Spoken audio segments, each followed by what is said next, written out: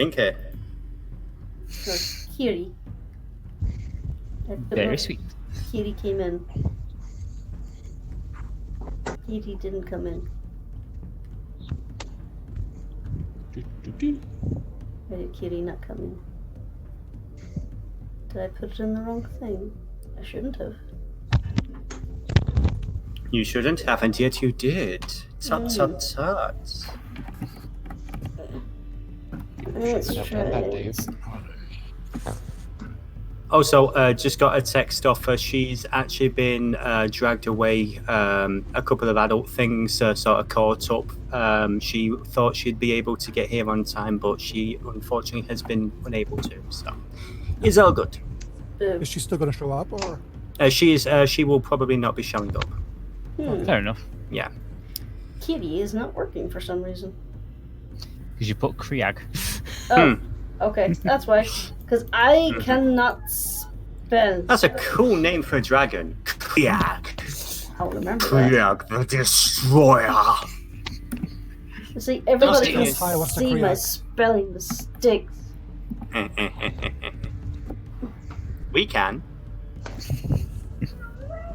Oh my god, I cannot spell because I'm distracted by a child.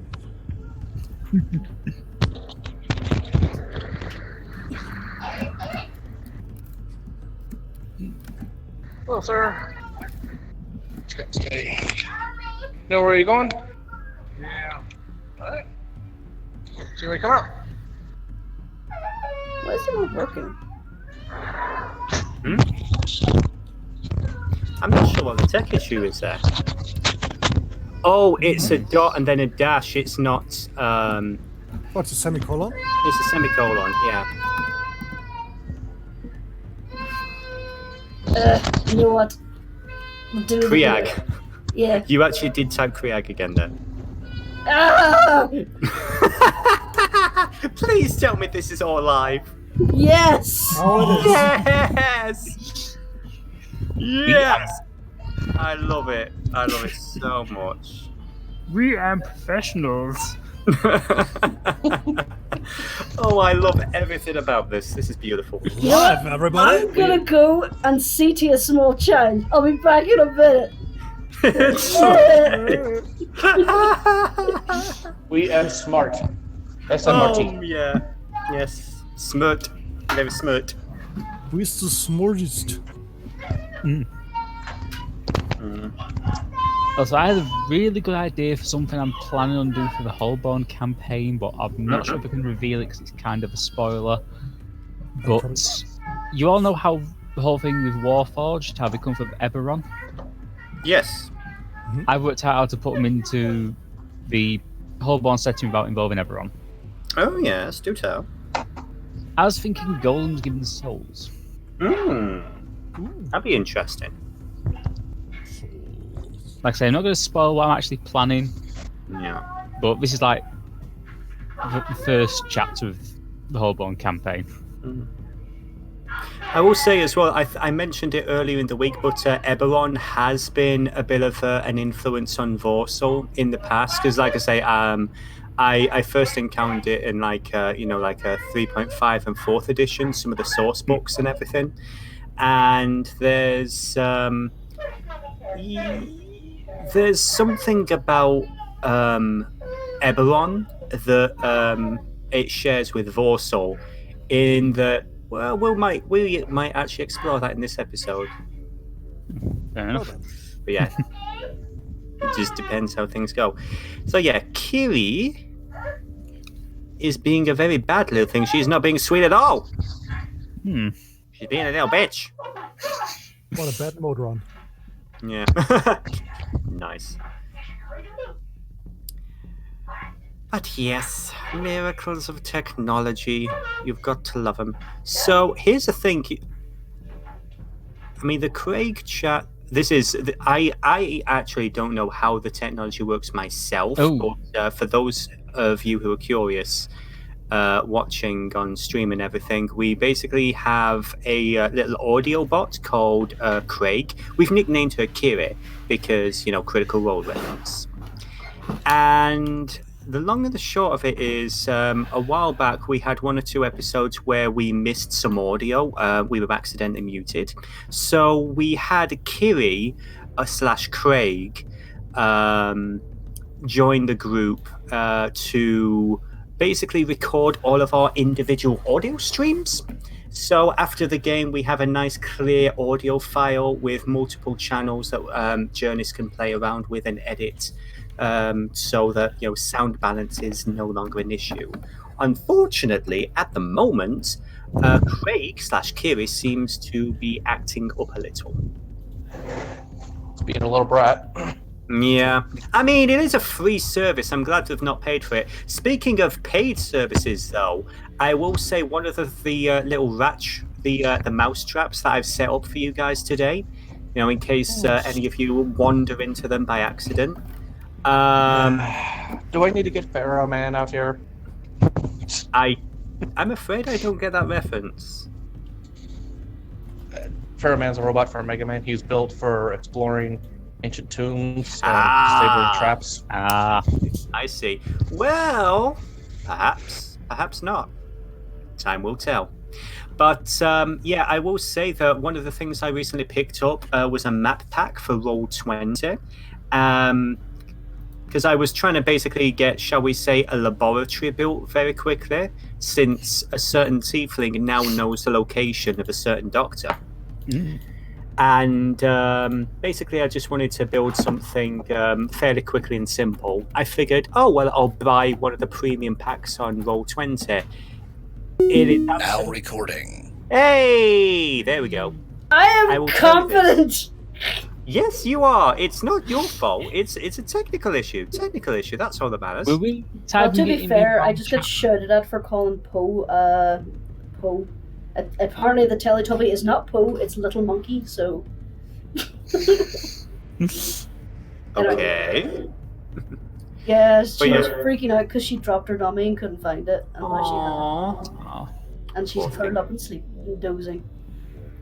So, yeah, it's all good. But yeah, just before we begin the game proper, as I said, if anyone's thinking of ever buying anything off Roll20, I personally, I'm afraid I cannot recommend it, especially things from like Aaron's map tiles, because not only are they all solid JPEGs that you can't, basically they have no layer transparency, so you can't actually stack them on top of each other. You can only have them side by side.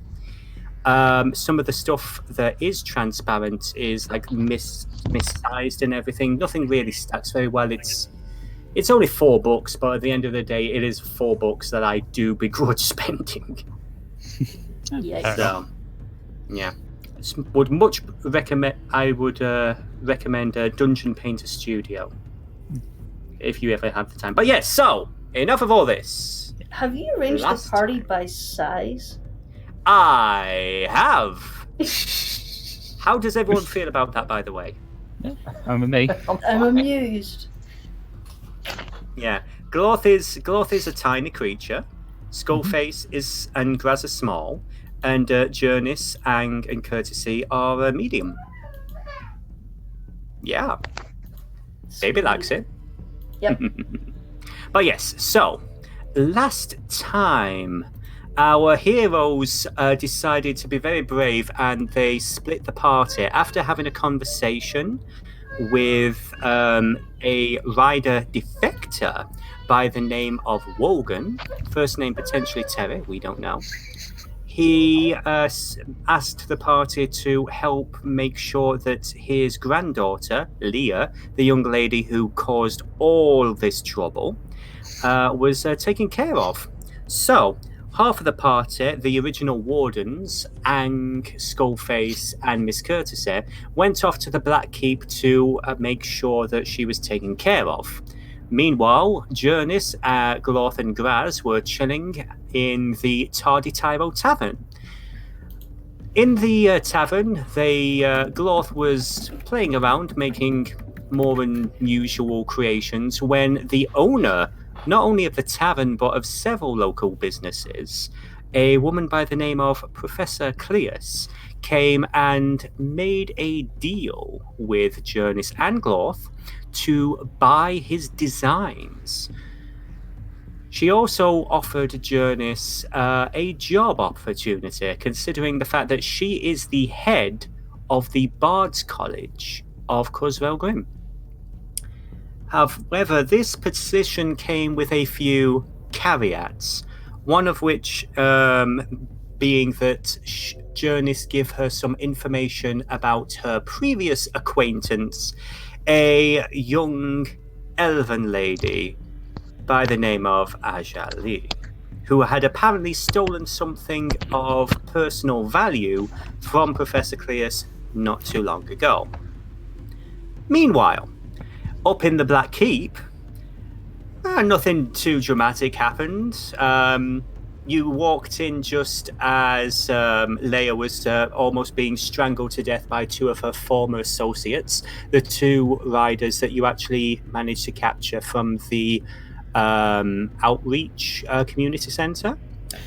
Before that, actually, you had a chat with a good old friend of Skullface's. Well, old friend, old employer, a goblin by the name of Margot, who agreed to help you out for another favor or two. You know, business as usual with you two. But after that little business transaction, you went to the jail cells to see a very suspicious guard allowing the two other riders to try and murder your target. A few rolls, a few intimidations, an axe to the head, and also Miss Courtesy did a fairly good job of convincing the priest Stuttgart that no, he was not going to be pardoned. He was in fact going to be bathed in acid in public. So that was the thing that happened.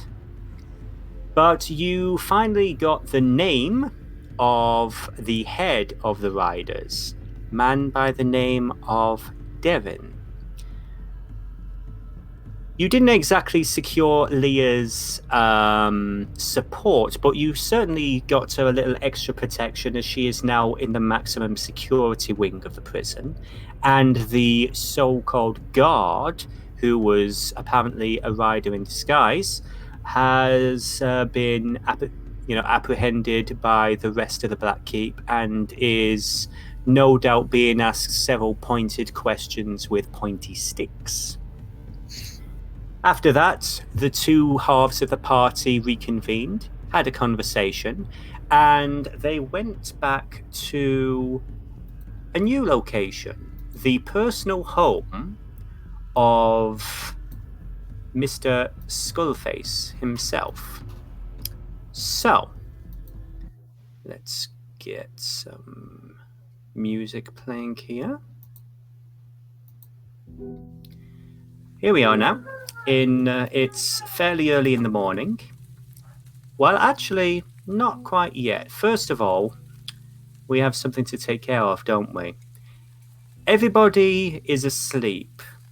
It is maybe 1 or 2 in the morning, and everyone has split off into their own little groups. They found their own room and everything. Glorth, Yeah. you were sleeping in the same room as Graz and Jurnis. And as you were drifting off, you found it difficult to focus. The temperature began to lower. It got colder and colder.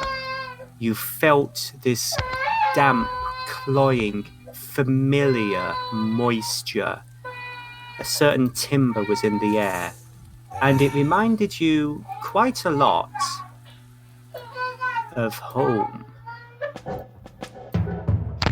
Oh, that's the wrong song. Bear with me a moment. We are professionals. So, Smart. SMRT. SMRT indeed. So, here we are. In the middle of the night, the room feels colder and colder. The moisture is pervasive, and it feels like you can barely breathe. It feels like home, like the Underdark. And as you sit up, you feel this crushing, crippling pressure on your brain. The feeling of sanity. And at the foot of the bed, you see a figure smiling at you. A dark shade. The only real features that you can make out are this thin, far too wide, toothy smile, uneven teeth across mottled grey-blue skin. Okay. And you hear a voice in front of you. Hello, child. Okay. Hello? I apologize for disturbing your slumber. But I wish to have a little talk with you.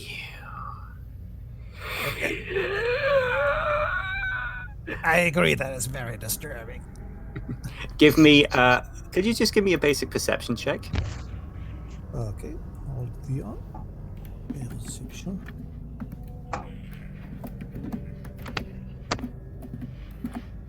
I don't. Oh, great. Put beyond 20, please. There we go. Yeah, technology is doing us proud today. And an 11. It's, yeah, everything just feels so moist and grey and, you can... These bed sheets do not feel right, and as you look down, it's like everything is covered in like this thin film of, grey-green moss. There's condensation and mildew all over the walls and everything, and you realise you are completely alone. Jurnis and Graz are not here. It is just you and this strange figure before you. Okay, this is not what usually happens. It is with me, little one. Okay.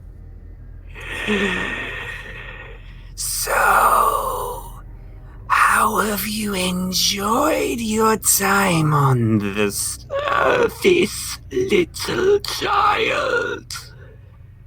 It was pretty good up until... let me check just about now.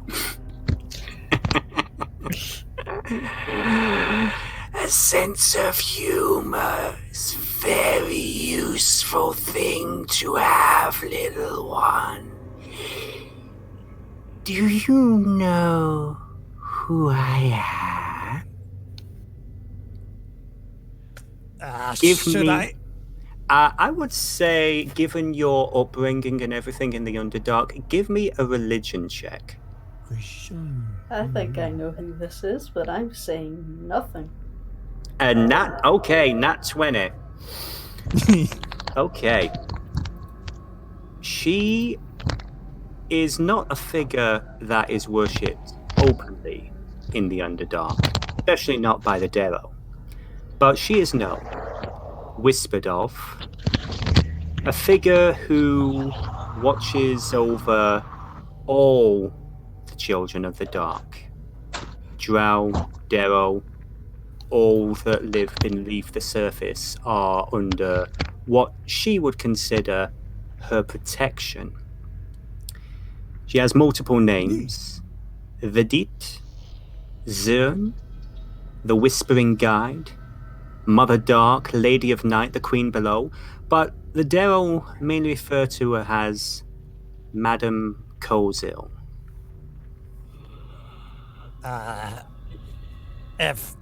If I say no, will you go away? No. Oh, I do love a sense of humor. But no, little one. I wanted to have a chat with you. You see, I have need of your help. Me? Yes. Do you maybe have the wrong guy? I mean, I'm not commonly what is commonly considered helpful. Oh, I disagree. You know what my purpose is? I am a guide to all children of the dark, all who live beneath. I am your mother, your protector. All I ask in return is a favor. How? What? You know how I usually. What makes you think I'm going to remember this in a moment? A very astute observation. Memories on the surface are flexible. But don't worry, I can fix that. Could you not? Let me put it to you this way. If you agree to assist me when needed, I will give you a gift. A full week of blissful insanity. You will not remember any of this until the time is right. And if I refuse, what happens then? You will not be forced. However, you might find the crushing reality of life to get a little too much for you. You are threatening me with neurotypicality. Do I get that right? I am offering you a choice, but you do not have to simply follow my word. Where is the fun in that? I would play a game with you. What? If I win, then you do a favor for me.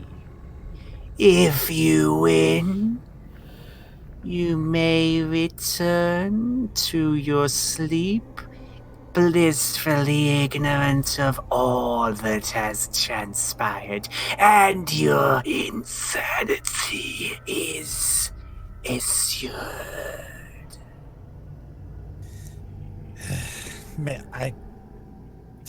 Okay, bring it on. Oh, this shall be fun.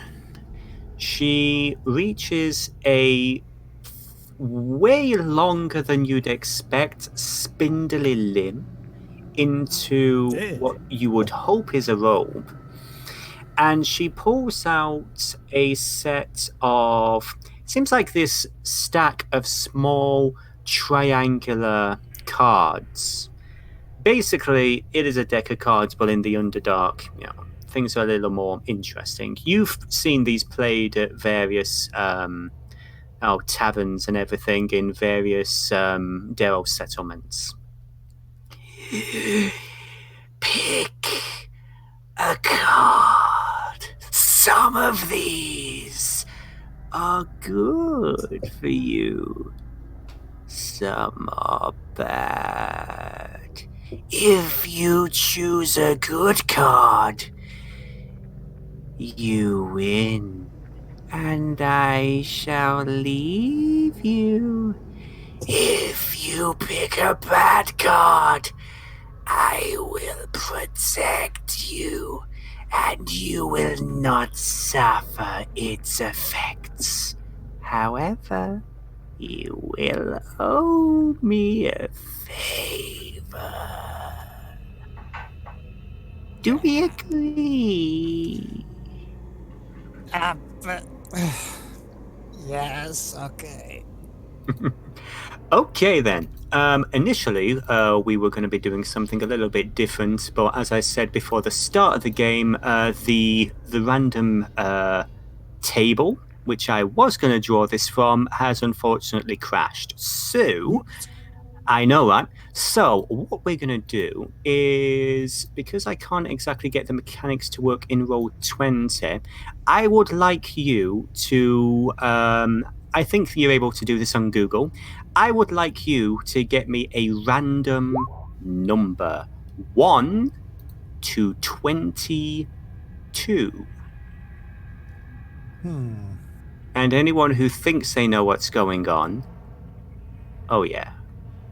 Really? Dennis? Really? Is this what I think it is? I have no idea. I'm still thinking of Frisfield being in a sort of Stacey's mom situation. Can I just pick a number, or do you want me to randomly generate? It is your decision. I would allow you to just pick a random number off the top of your head, or if you want it to be truly random, you can go. If you just do random number generator 22, it usually comes up with something there, like 1 to 22. Okay, I'm going to click generate now. Mm-hmm. Well, this looks like a 7. That's supposed to be lucky, right? Right.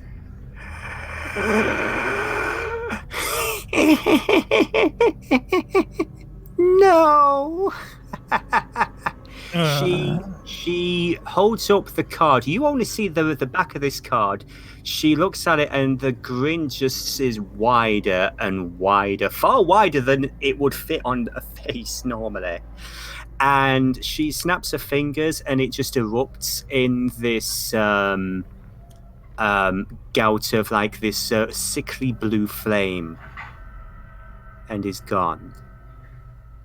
And now you owe me a favor.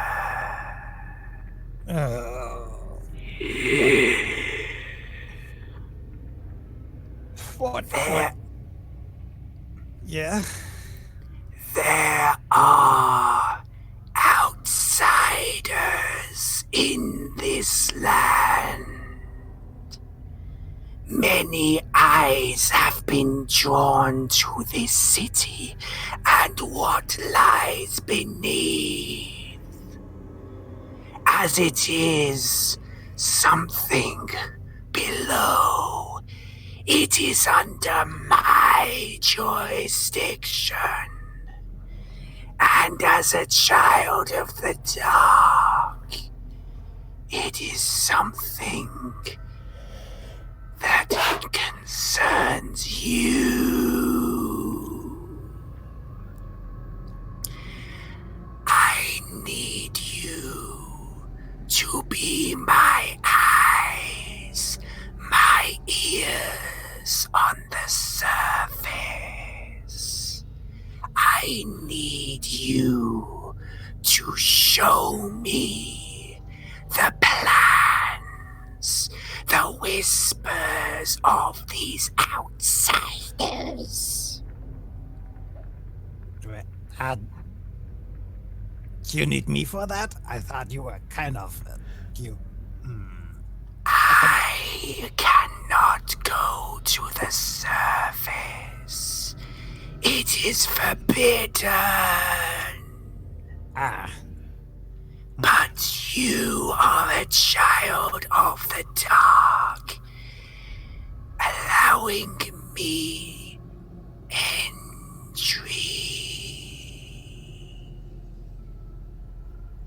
So is there anything I have to do, or it just gotta be like in the back seat? As you say, I would be with you in the back, watching, learning as you do. You have already walked across the path of 2 outsiders. Oh. 2 who unwittingly or wittingly serve the interests of those who do not belong in this world. Go on. I wish to learn what they plan, so I may protect you and all who dwell in the dark. Do we understand each other?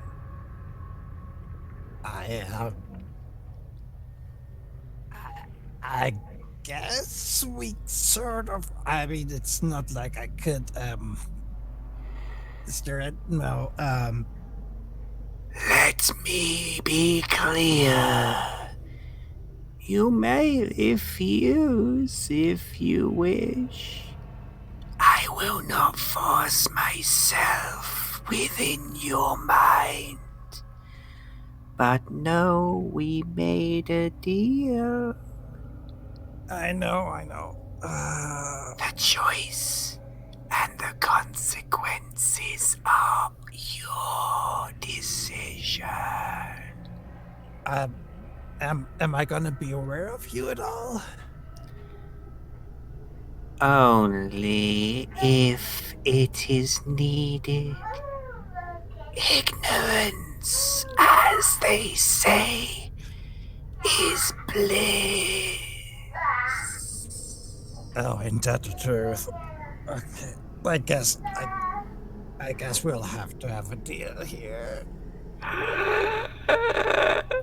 Splendid. The figure. It's hard to describe the spatial disconnaissance that you get as this kind of small figure at the foot of the bed just seems to move towards you without moving. It's not so much that they glide, it's the fact that the space around you seems to shrink, whereas they remain the same size and you are pulled towards them.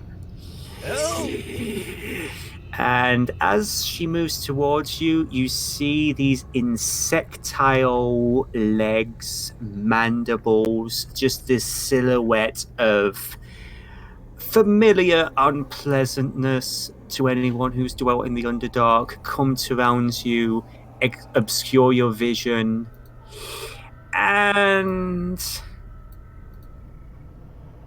you wake.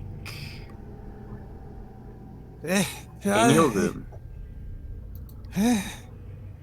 completely oblivious to everything that has just transpired, and also your usual happy self.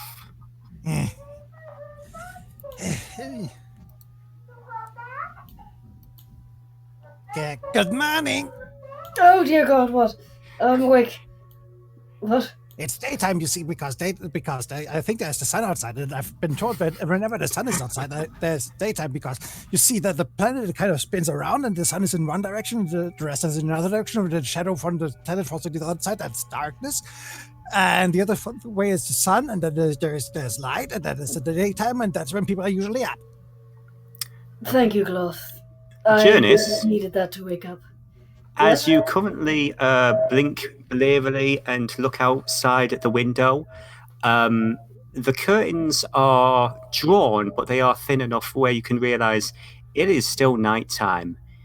You've probably had 1 hour of sleep. Glorth, it is not Exactly. morning. Please go back to sleep. Oh, I could have sworn something was longer somehow. Actually, now that you're awake, Glorth, do you remember the nice lady who asked you to recreate what you did to the bed? Yes. Well, she gave me a lot of money for that, for you. Is Would that you like some of the money?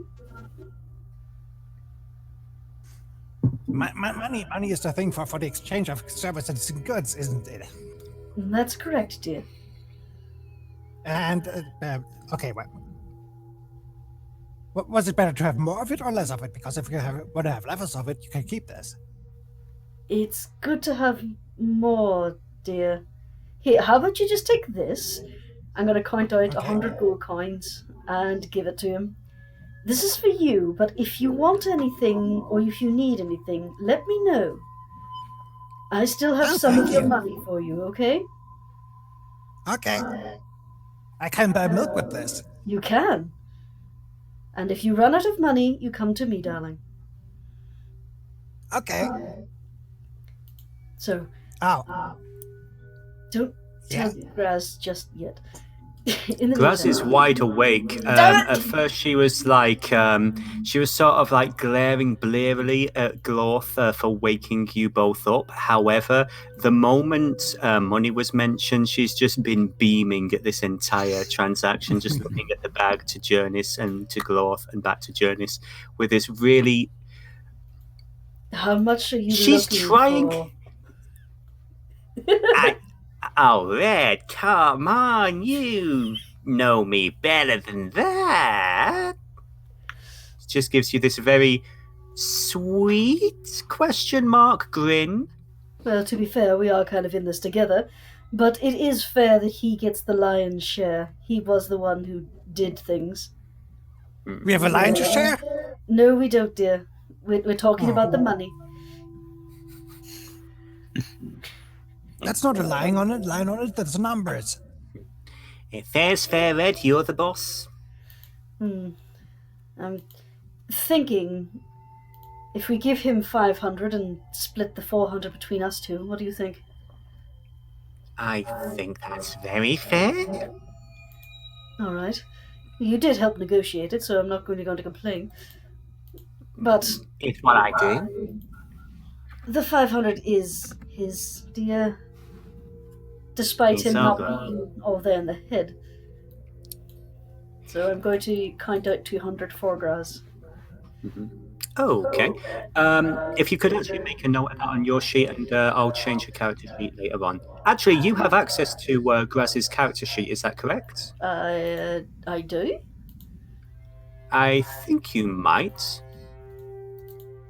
If not, let us quickly change that. You do not? Well, you will in about 10 seconds once I get hold of her. Why on earth can I not find the player characters? Okay, because they're in a different folder. I organize things! And when I organize things, it means I lose them. Have you seen my sidebar from Curse of Strahd? Jesus. I must take a picture of that at some point and show it to you. Okay. Can be edited and controlled by Miss Jurnis, Springsinger. There you go. And she's in the characters tab. I do not see her. You may have to make her visible to me. Okay. Yay! There you go. That. So yes. Graz smirks to herself, looks a little bit proud, and she's actually going to look over to Glorth. So, my little friend, got a question for you. Do you usually have really good, lucrative ideas like the one you had with that bet? I don't know. Sometimes I get bored and I make things. Interesting. That's very, very interesting. She looks over to Jurnis. Yeah, okay. We can work with that. Let's just be careful. Someone powerful has noticed him, and I don't want him disappearing in a back alley to some workshop. Oh, yeah. Don't you worry, I've got my eyes peeled. Somebody has a workshop? No, dear, not yet. Oh. I know. Tell you what, if you come up with any more good inventions, we might earn enough money to get you one. Ooh. I like workshops. Workshops are good for working and for doing things in. Yes. Grass sort of narrows her eyes a little in thought, and then in a very low voice to Jurnis, she says, "There's a workshop downstairs, you know, our new host." I did think of that, but we don't know what he has down there, and he handed me an explosive. Do you trust Glorth with possible explosives? Ooh, explosives. That's my point. I was gonna say, did Jurnis just say, do you trust a dwarf with possible explosives? Well, I was referring to Glorth. Oh, Glorth, a Glorth. Okay, yeah. I was gonna say, it's like, how did you think the Skullface was a dwarf? Okay. No, I was so confused. Trust Glorth with explosives. You know, you got a point. That's a good point right there. Okay. Besides, we're getting to stay here for free. Let's not fuck up his house. Oh yeah, not right away, obviously. Needs to figure out where he keeps all the stuff first. She gives you a grin to imply that she's joking. Just pinches the bridge of her nose. In the meantime, how about we go back to sleep? I'm still a bit exhausted. Yeah, same here. Oh, sleeping. Good. Yeah. Oh, Night, little fella. You alright? Do you ever feel like you swallowed a spider? No. Weird. Okay, good night. Good night, Glorth. As he's going to sleep, Jurnis, give me a perception check. Sure, I can do that.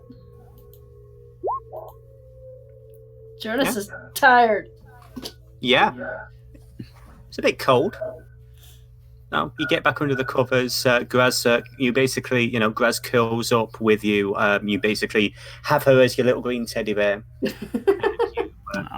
You drift back off to sleep. Jurnis needs comfort. She does.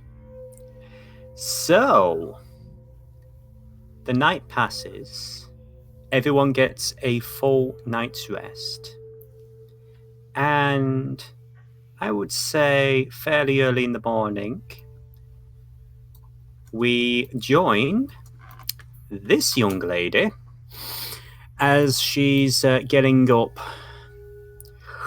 Oh, we see a young dwarven girl, around 19, 20, something like that. Red braided hair. She gets up, goes through her usual morning routine, and she's going to start and out of her room, head down the stairs, and she's going to look for her employer. Now then, is she smart enough to notice that there is somebody in that room? Nope. Carrying on down to the next floor. Let's see, another perception check. There's a question. So, Ang, Glorth, Graz, Jurnis, are you all loud snorers at all? I could roll stealth. Yeah, why not? If anyone wants to, just for the fun of it. Huh.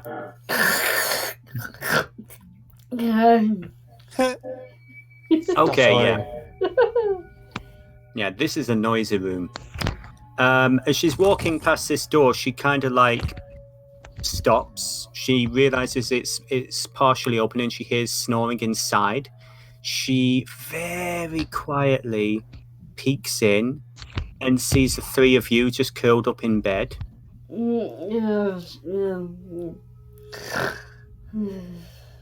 Okay, then.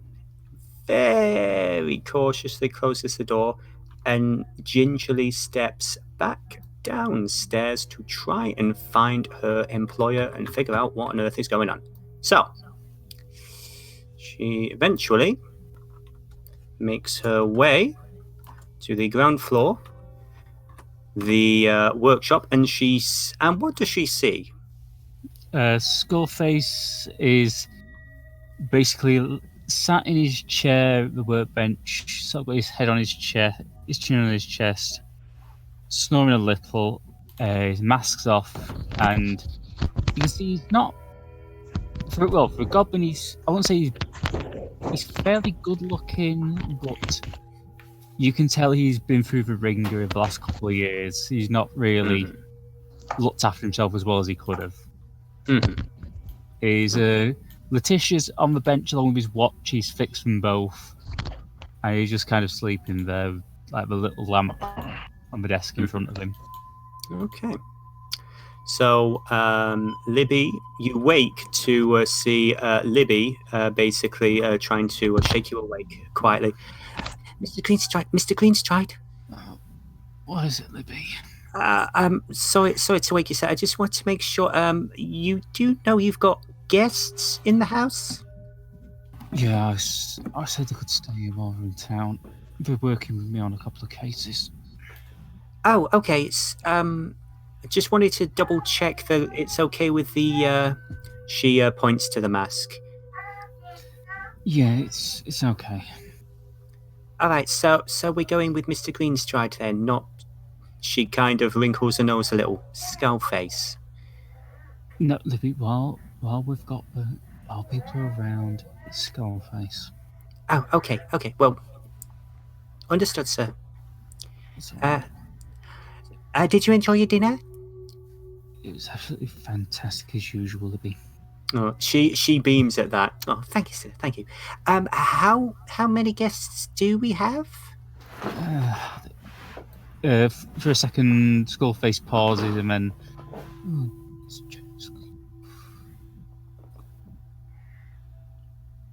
I'd say about 5. 5. Okay. I think I can scratch something up for us. Is there anything in particular that they'd want? Would you want me to wake them now, or give them a lie-in or anything? I'd say give them a line. It was a bit of a hard day yesterday. Everything all right, sir? Yeah, just just rough yesterday. That's all. She gives you a look over, and she sees some of the. I mean, in all fairness, Skullface wasn't really too badly injured in the fight or anything yesterday, was he? Not really. I'd say he's probably have a slight bruise on his chest, but she can't see it. So. Yeah. Okay. Well, I'm glad you're doing all right, sir. If there's anything else you need from me, just let me know, and I'll get right on that. Okay? Thanks, Okay. Libby. And she steps downstairs to the kitchen, and she is going to work on preparing breakfast for everybody. So, Skullface kind of goes back to sleep. with mask down. No, he's forgetting about the mask. He's so I would used to. I would have actually said the moment that you said that the mask is that you're keeping the Skullface persona, Libby would have actually leaned forward and she would have tilted it down a little for you. Oh, no, it's actually on the table. He's not actually wearing it. Oh, never mind then. Never mind. Okay. All right. So she's busy making breakfast. I'd say another half hour, an hour passes. It is morning now. The light reaches some of your rooms. Not you, Ang, because for some reason I never included a window for that room. Oh well. There is a window there though. Yeah. All right. It's shuttered. Yes, Yeah. it's a very short. curtains. Mm-hmm. It's fine. We'll say by now, Aang is up, doing his morning routine of stretching and kind of like Tai Chi or whatever the monks do. Mm-hmm. That cool ass monk shit. Yeah. Okay then. So, Jurnis, Graz, Glorth, what are you doing? At the moment, I'm currently staring at Specky. Okay. So I'm Oh, aware, yeah, but I suppose. boop. I take Also, it Aang is Glorth up here. has woken up. Has Glorth woken up?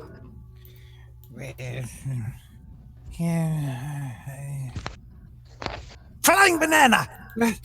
Oh, I was about to poke you, but I don't think that's necessary. Wait. Huh? It's morning. Look, it's morning. This time it's true. Yes, Glorth, yes it is. Shall we go and see if we can find our host, or do we just hang about here until he comes for us? I don't know, but what do you want to do? It's a great big place. We couldn't see lots of things and stuff. Perhaps we'll go downstairs. Whee! You coming, Graz? Oh yeah. Let me just double check the reveal areas thing a second. Is everybody locked in their room? Have I put the doors back? No. Good. No. Good. I was worried for a second. Do you think I we think should? was locked in his room. It wouldn't take too long for him to get out. Yeah. Do you Okay, think we so should, let wake me. this one. Or let her sleep.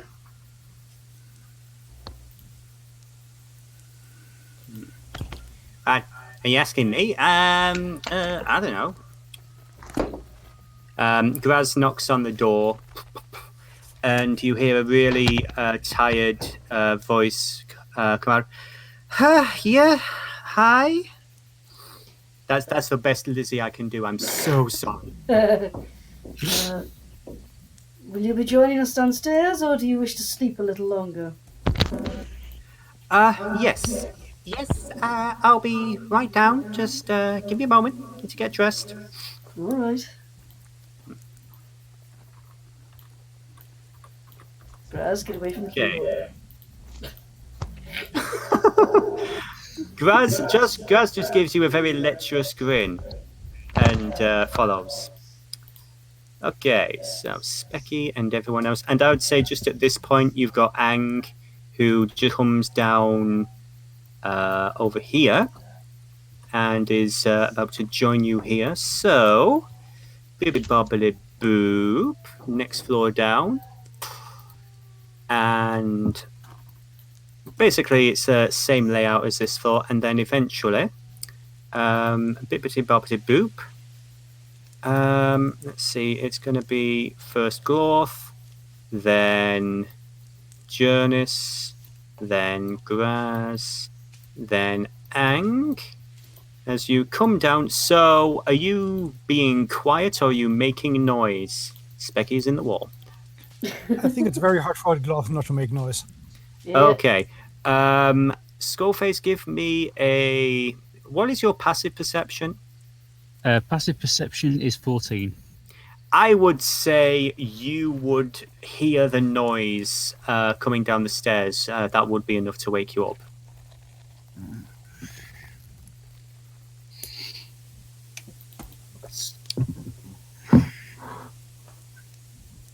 Okay.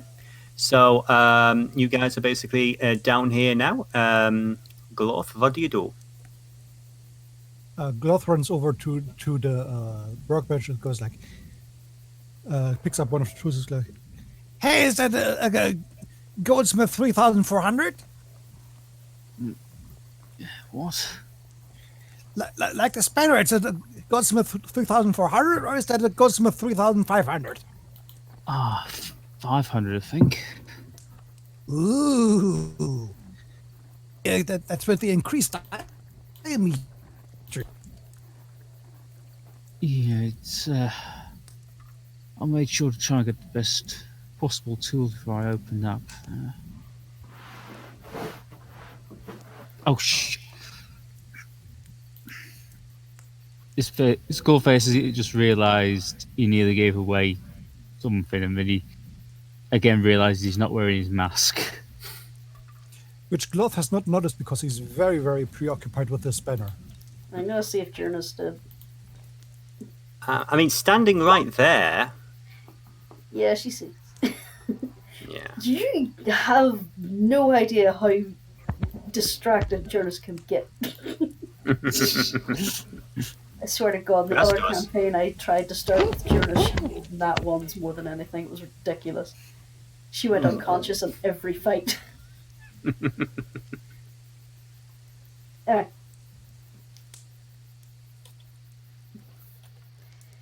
I think Oh, she yeah. knows enough not to draw attention to it because he's obviously uncomfortable. I would say as well with your passive with the 21 perception, from round about here, you smell something delicious coming from downstairs. And you hear this humming, singing sound from a female voice. Is this the Libby you mentioned last night? Yeah, she's my housekeeper. Okay, looks over the grass and arcs an eyebrow. Housekeeper. Intriguing. Do you want me to make her give the house back?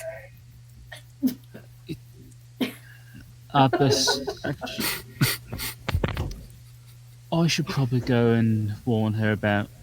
Well, prepare her, I should say. Excuse me, please. Do you want us She's to keeping wait his here? house. She must be really big. So you step downstairs, and Libby is just working away at the stove here. Skullface kind of just approached and very just discreetly says, Libby, I should warn you, one of our guests is a little unusual. Oh, right. How so, sir? He's a little bit, shall we say, hyperactive? Okay. And that's putting it mildly, so just making sure you don't get worried about anything happening, okay? Right. Okay, not a problem. The good people, though. Give me a perception check. Just for the fun of it. Perception? 8. Yeah.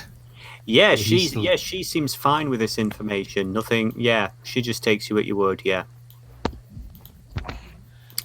So, are you guys coming down the stairs, or are you waiting up there? Sure, I'll follow down. Okay. Basically, and so yeah, this is where we figure out placements and everything. Because oh my gosh, Jurnis is on his side. I'm sorry. Okay. Yes. Put Specky in the oven. Nobody puts the potato in the oven. Wait. Oh, hello. Oh, you're a tabaxi, yeah? Her eyes just light up as soon as she sees Ang. My herd. Mm. Okay. I remember whether I muted myself or not. We can hear you. Well, yes. I am tabaxi. Wow, how long have you been living around here? Oh, a few weeks at most. Maybe about a month. Is it really wrong? I was expecting her to say, how long have you been a tabaxi? No, she's not that kind. No. She's bless her. No. You can see though she's like really excited. She's heard of you guys, but she's never actually seen one before, and she's just like she's not saying it, but you can kind of tell in the back of her mind she's thinking, "Oh my gosh, it's a big cat. I love him."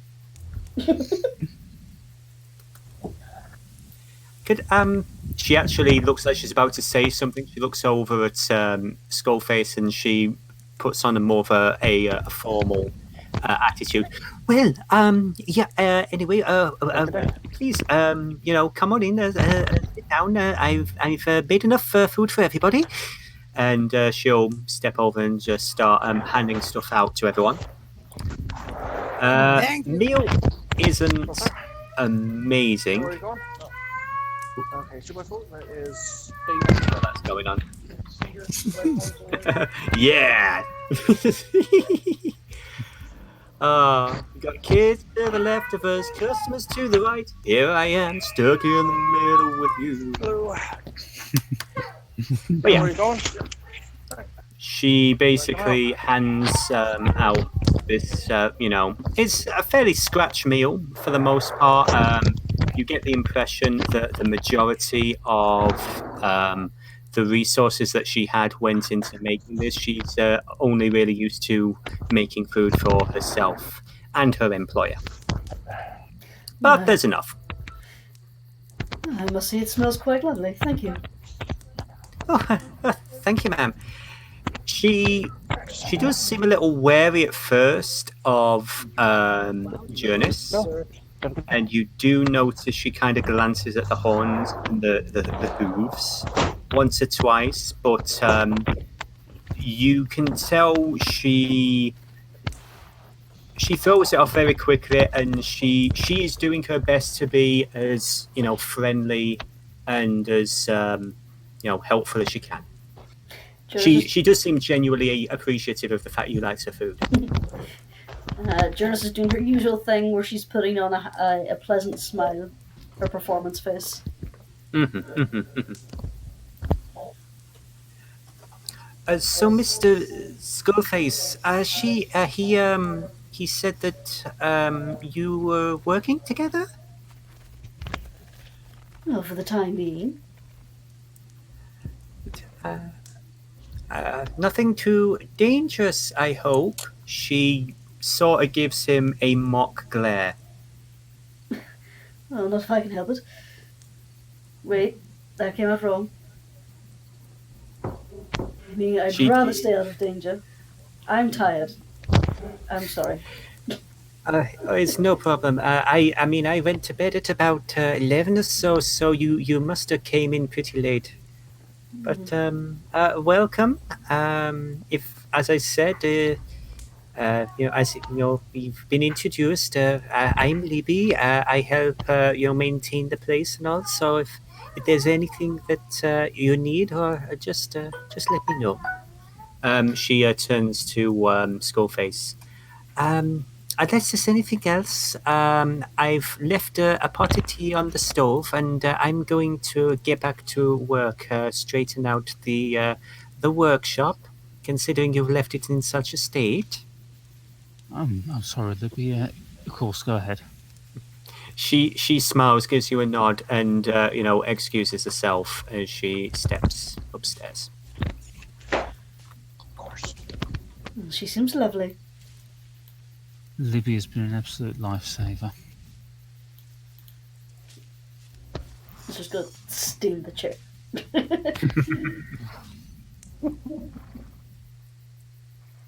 Well then, last night was a bit eventful.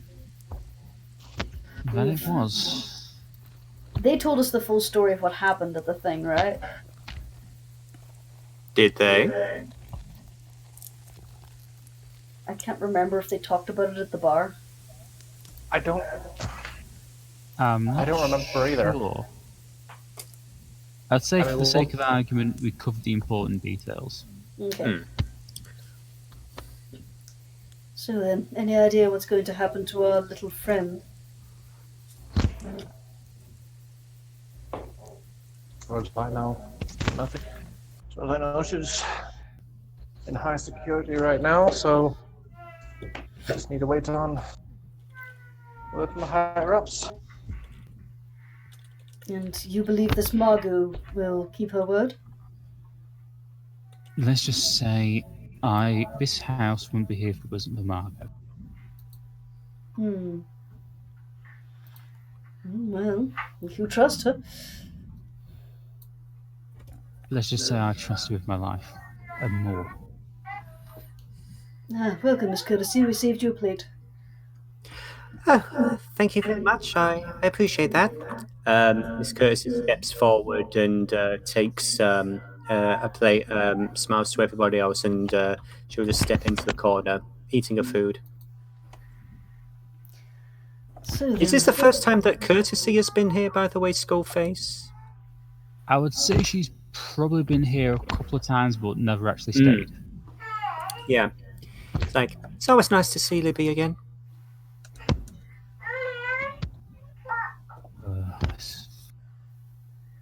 She certainly seems a bit happy to have other people around, that's for certain.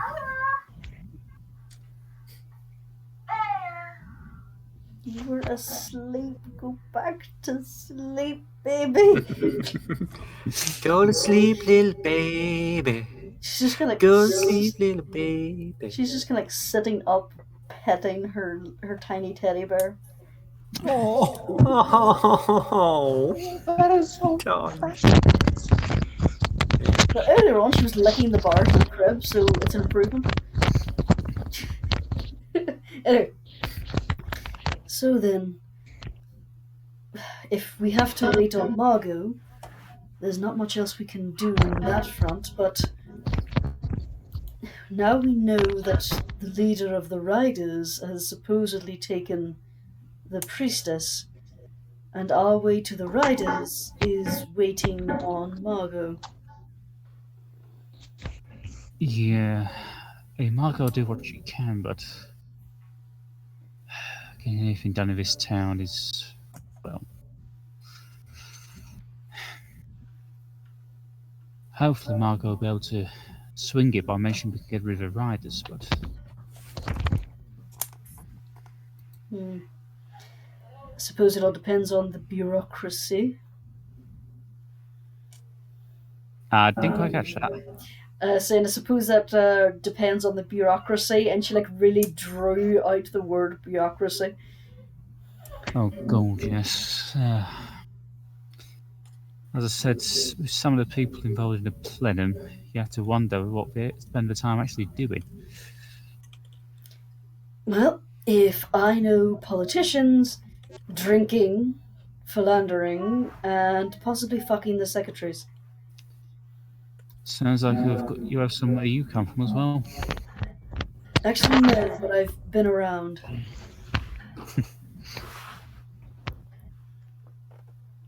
There's a reason I tend to travel. You get all these stories. I'll admit I've not exactly been too far outside of Castle Grim myself. Oh, that seems a shame. Then again, who would leave a lovely place like this? Well, didn't exactly... Yeah, I see your point, yeah. Do you think I was overdoing it, Graz? I mean, there's worse places. You know, I can't argue with that. At least you guys don't have zombies all over the place. Skullface, I would say Skullface, Ang, and Courtesy. You definitely see Courtesy sort of suppress a little chuckle at that. You guys know full well that there is an entire quarter full of zombies. Yeah, I'd be a bit careful what you say regarding the undead. We do have a bit of a population, but they behave themselves. Yeah, he's just gonna clear his throat and continue sipping his tea. I wouldn't worry too much about them, though. Like I said, they behave themselves.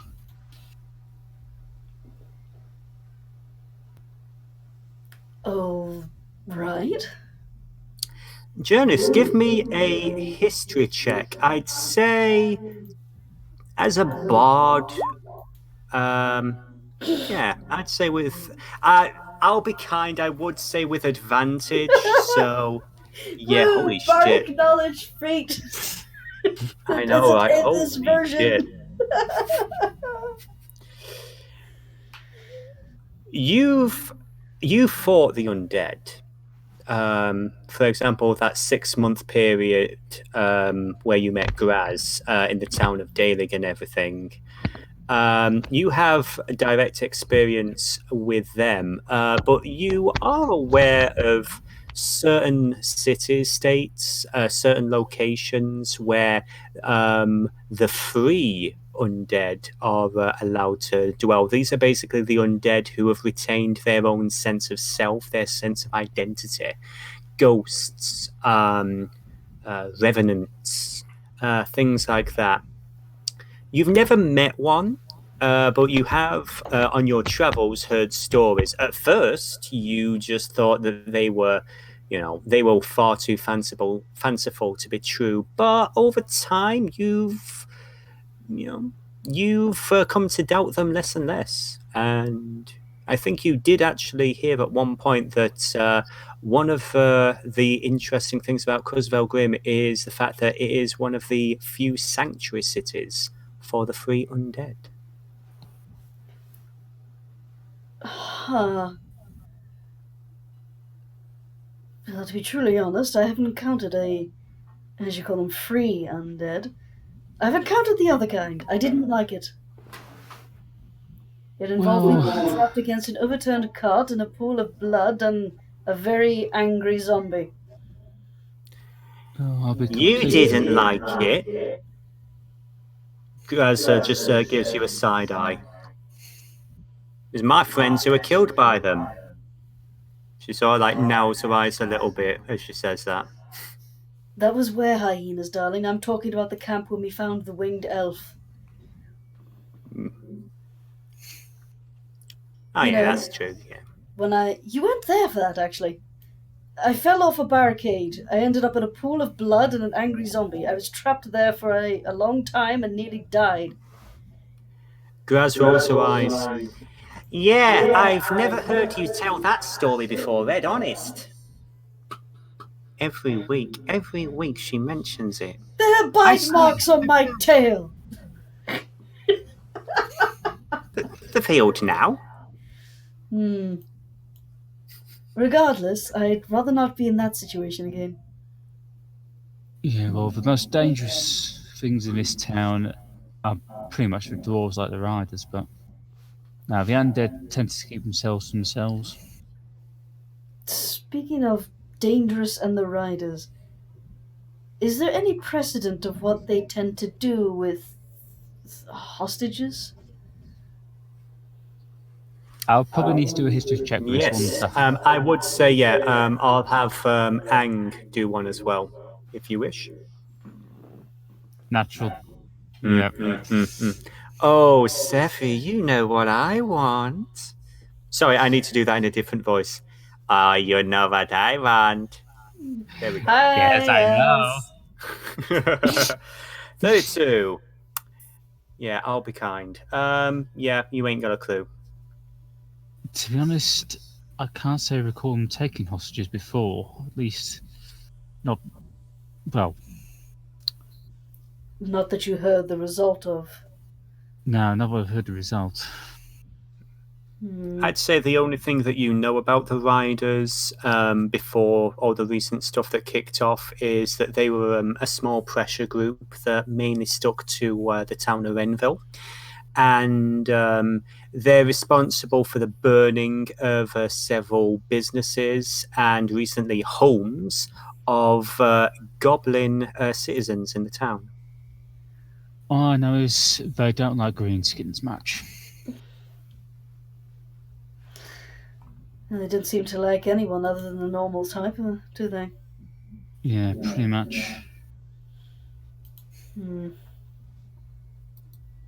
Well, unless we want to randomly find a gang member and pressure him, which I'm going to put out right now, I think is a terrible idea, we're going to have to play the waiting game.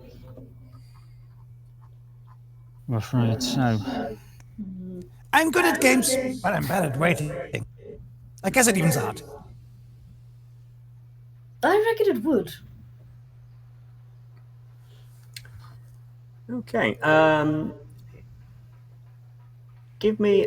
Can anybody give me an intelligence check to see if the DM is going to give you a hint or not?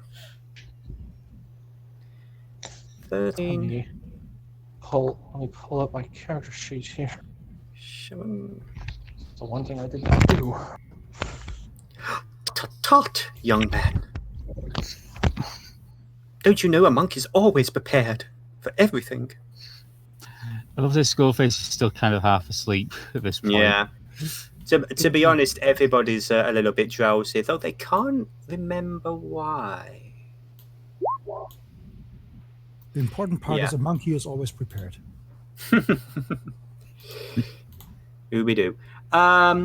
You didn't really arrange a time and place to speak with Wogan. You did learn that he trusted Helga from the outreach, and that it might be a good idea to have a chat with her.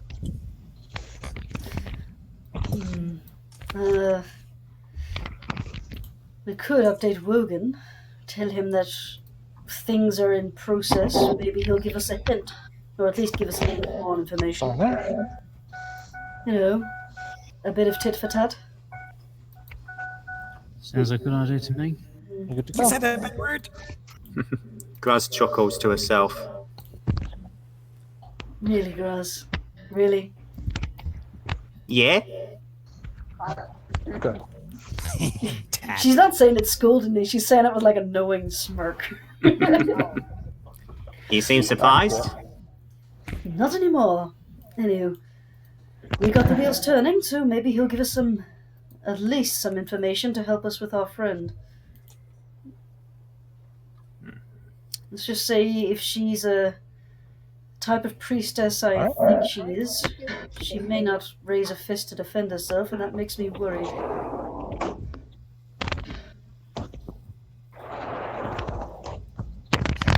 Out of curiosity, apologies, you cut out a bit there. Were you referring to Helga or I was referring someone to else? the kidnapped priestess of Amata. Yeah. You know, enduring your suffering and all that. Okay. Okay, I'll be right back. Okay. No worries, my Give a little friend. break. Okay. I promise not to initiate combat until you return. Wait, what? Lies! All lies, all lies. So yeah, I would say that you guys do have a few options at the moment. You do have a new friend in Professor Cleus. She did say that she had some ideas for a way of you to help ingratiate yourself with the Bard's College. There was also the information she gave you as to the location of the doctor that you had been looking for. You also do now have the name of the leader of the riders. So, in theory, you could ask around some of the people that you've already met and get, their insight on this individual. A tiefling asking after as the leader of a xenophobic gang will totally not draw attention. Depends who you ask. Yeah, I suppose that's true. Well then, what do you think, Skullface? You seem to know this place better than I. Skullface just thinks for a second. He just thinks, well, your professor seems like an interesting lead. She does seem the knowing type. Well, After all, it's bards hear stuff, don't they? So our ears are always open, dear. People don't tend to pay attention to us. exactly. I'd actually say, Skullface, considering the fact that would you say you've been living in the city for, 2 years? Something like that? I'd say about 18 months, yeah. Okay, yeah. In that case, I would say give me a history check. For the love of God, work this time. I mean, it's working. You're just not rolling well. Okay, 18. Yeah. Given the fact that you have been moving in the right kind of circles, you've been to the Tardy Tyro a couple of times, and you know a few of the other businesses in the area. You know full well that not only is Professor Cleus a member of the plenum, she is very well connected. She's one of those people who is very good at introducing different powerful people to each other. She has a lot of friends in very influential positions, and she definitely has connections, both legitimate and not so legitimate, that have been useful to you and your work in the past. Well, I've worked with the professor a few times, but she's definitely a useful contact to have. One point of order as well, just a clarification there. You've not interacted with her directly, but you have, like I say, you have worked through Keith and various other members of her organization, but you have never spoken to her yourself. So the fact that this newcomer is on first name basis with her almost is impressive. I'll consider myself honoured if I were you, Jurnis. Usually she only works through proxies. Yes, I got that implication. And the fact that she decided to speak to me face to face has me concerned. But I'm not going to argue. At least until there's a knife in my back. Let's just say, out of all the people on the planet, after Margot, she's probably the one I would trust most. Well then. So, shall we speak to Helga first, or our dear professor? Yeah, I'd say so. I just need to check the front room first. So, skull face with that goes upstairs. Okay, so you step upstairs here, and Libby's she's hard at work, working on clearing up some of the tools. She's putting them back on the various racks and the little pegboard that you've got up for them. She's like, "Oh, everything all right, sir?" Yeah, Libby, just gonna quickly check the front room, see if any posts come through. Okay, not a problem, sir. Skullface just gonna make his way to the We're going to move that out of the way. room, and he's just gonna spend a few minutes just checking the mail. Okay. Roll for mail. I would say, I know nothing's ever going to beat roll for wolf penis. Nope. Except maybe that one time where Ez had some nice sausage for breakfast. What's that? Anyway, roll for Meg Ryan. Yeah. Interesting reference. I like it. I would say that there's one or two things that catch your eye. There's, of course, another late bill. You should be able to just make it, but just. Money's been a little bit tight. Until recently, when you were able to earn quite a bit of money off these dead riders. You also notice another one of these flyers. You've seen these before. Several other wardens, whenever you go into the Black Keep for a work posting, the Warden Militia, you've been told now, whenever you see one of the priests of Kalivig handing these out, to report them and to confiscate them, because they are really starting to annoy people. It is another flyer talking about a holy pilgrimage to the ruins of Nelial. And given the fact that you've been living here a year, I'm not sure if we already covered this in game or not, but give me a history check. Okay. Wait, which group was this again? This is this is basically he's found a flyer shoved through his letterbox about the holy pilgrimage to Nelayal. This is something that the Church of Kalivig, the people who are in the top floor of the outreach, have been doing for the past month or so. Oh yeah, a 5. You've heard the name. I mean, every now and then, when you're out and about in the city, you have heard it mentioned, but you're not really from here. You don't know all the history of the city, so you know it's something that people don't really like talking about. And you actually overheard the Watchmaster complain about these flyers as being in bad taste.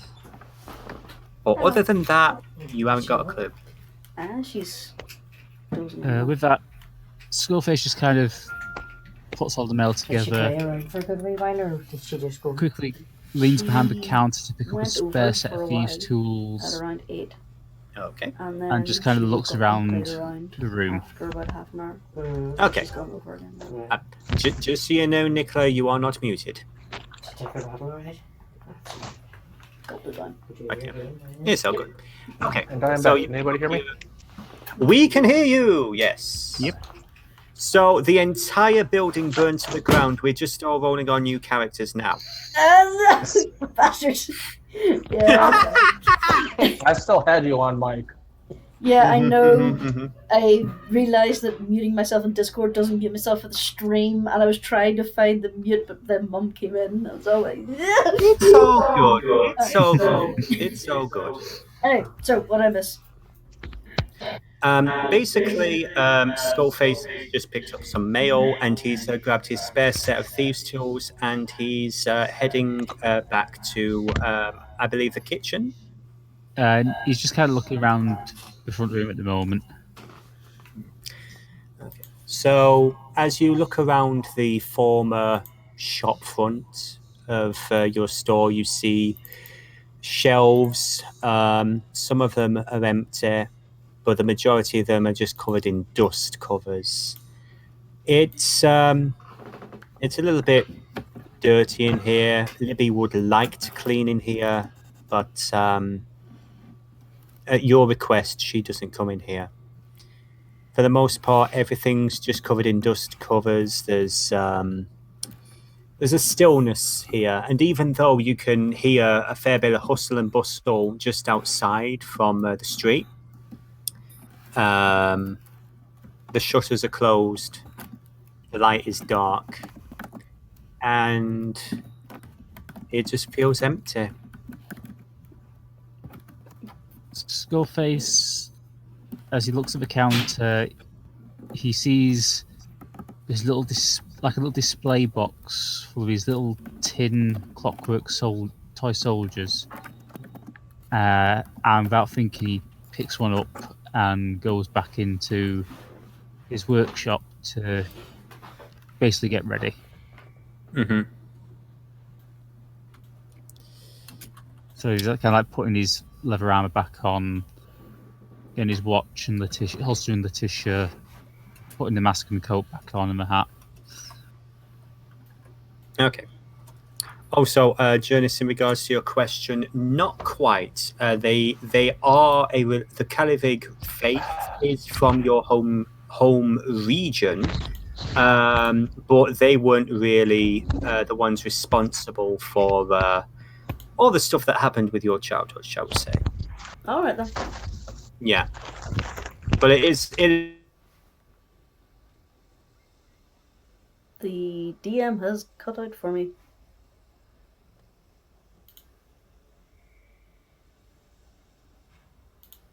Hello? Hello? I can hear you. Hello? Jingle Can you bells. hear me? Yeah. I can hear you. Hello, Dave. I say no, you say survival, no? I want to survive. I can hear you. I will Okay, then. survive. Oh, that's what you think. Oh, God. I love being the deer, yeah, but it's so much fun. Okay. Yes. But yeah, no, the Kalivik faith, it is something that you've encountered in the past. It is mainly in the more human and elven region to the far west, where you are from. It is not really. I mean, it kind of makes sense that they would branch out here, but similar with the faith of Ilmata, which is relatively new, by the way. From what little you understand of the faith of Ilmata, that's only been around for the past 50 years. But anyway, Skullface, you put your stuff together. Yeah. Libby helps you with your coat and everything. Right, so I'm not going to waste my time and say be careful, because you're not a fool, sir. I just want you to keep your eyes open, all right? Don't worry, Libby. I'll be okay. She gives you a thin smile and nods. And she'll head back upstairs to carry on her daily routine of trying to keep the house in one piece. Skullface kind of just sits back in his chair and just basically waiting for everyone to finish. And he's just kind of toying with the toy soldier while he's there. Okay. So, while that's going on, Curtis here is actually helping herself to some tea. She mentions that she's been here a couple of times and everything. Libby does some of the best tea that she's ever had, save only for when she used to have some with her mistress. She gets a little bit thoughtful for a moment and then just goes back to drinking. I'm wondering how blatant will Jurnis be in Irishing up her tea. Would you like to, if you wish to, you may give me a performance or a stealth.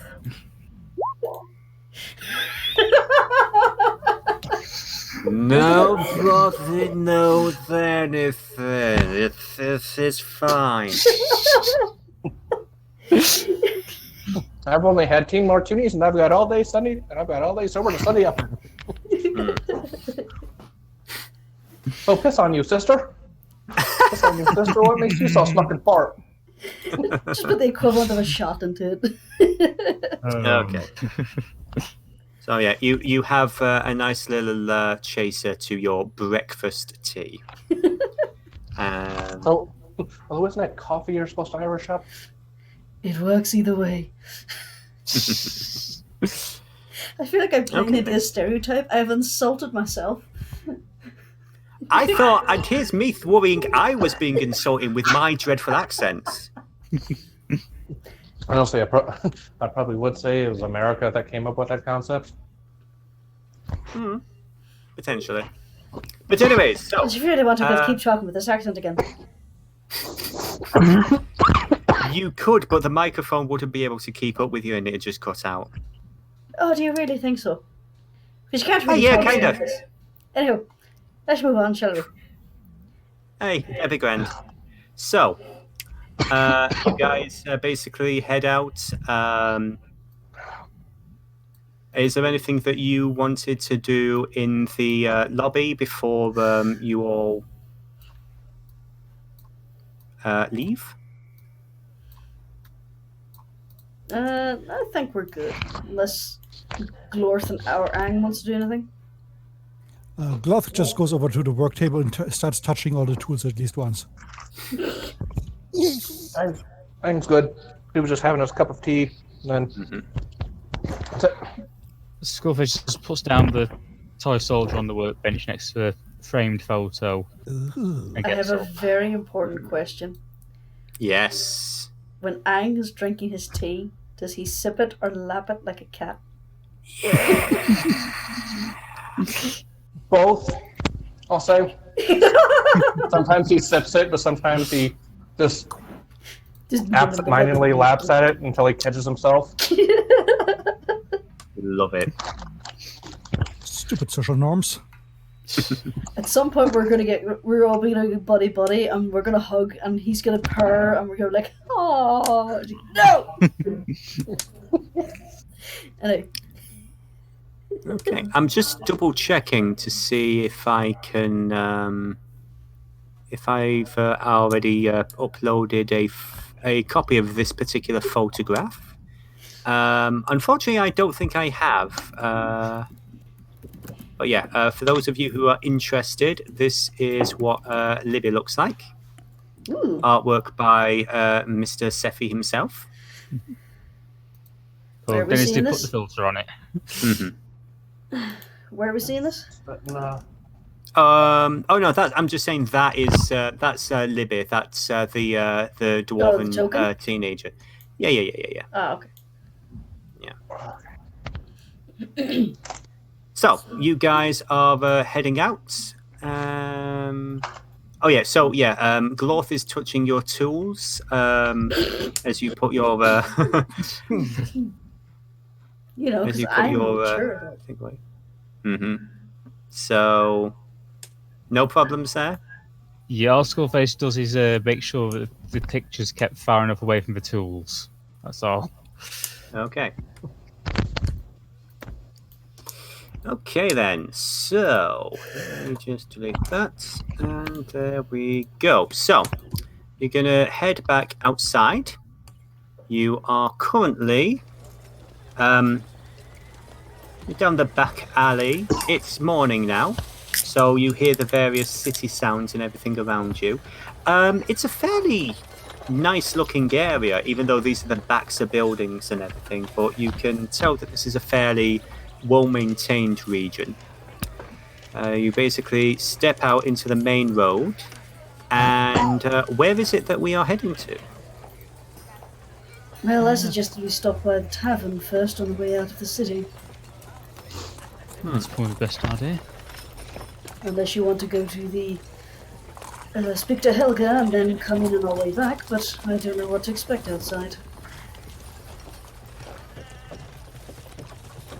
No, I'm not really sure. I mean, I suppose probably speak to Helga first. Oh, I just did my hair. Yeah, it is a little bit overcast. You're not too sure if it's going to rain or not, but you will say that since you came to this part of the coast and everything, the weather it's really grim. It's really overcast. It's almost as bad as England. They've named this place very well. So then? you guys are heading towards the tavern. To the tavern. Okay then. As you guys are heading along, you're actually wrapping around the side near where you would see the front of the building you were staying in. Anybody who's interested in figuring out where they were sleeping can give me a perception check. Sure. That's With perfect. disadvantage. Perception. Everywhere. Yeah, I am very sorry, as I said, disadvantage, because you're moving on fairly quickly. You're going down the back. You were down the back of the street and everything. Yeah. Ooh, sail on loot strings. There is a sale on loot strings. Notes for later. I would say there is quite a lot of merchants and everything around here, and while you're trying to do the math in your head of how many buildings it is, you do see this little gnome gentleman. You know, he can see the loot that you're carrying, and he's basically just trying to push off his wares to you. Perhaps later. All right, have no worries. You have yourself a good one. Oh, he's nice. Yes, it gives me no trouble, so... Yeah, that's Bert. He actually doesn't really own a store. He just carries on random bits of crap around and tries to sell it to passers-by. He's harmless. Anyway, sorry, randomness aside, you head your way. Yeah, okay, why not? Give me a perception check, Miss Springsinger. You brought it up. I trust no one in this time. Did it roll? 19 from Skullface, Miss Springsinger. You think that everything is fine. Oh, And a 42, you do sort of, as you're patting yourself down, you do kind of stumble a little. Your hooves catch one of the cobbles on the streets. You almost go down, but you're fine. You're fine. Look, you're a bit embarrassed, but you're fine. So, making your way down the road, heading past the Grow Quarter. You can say what I've noticed. I was going to actually bring that up there. Yeah. You noticed nothing. There's nobody trying to half-inch you. It's Bert. He's harmless. He's just the local loony.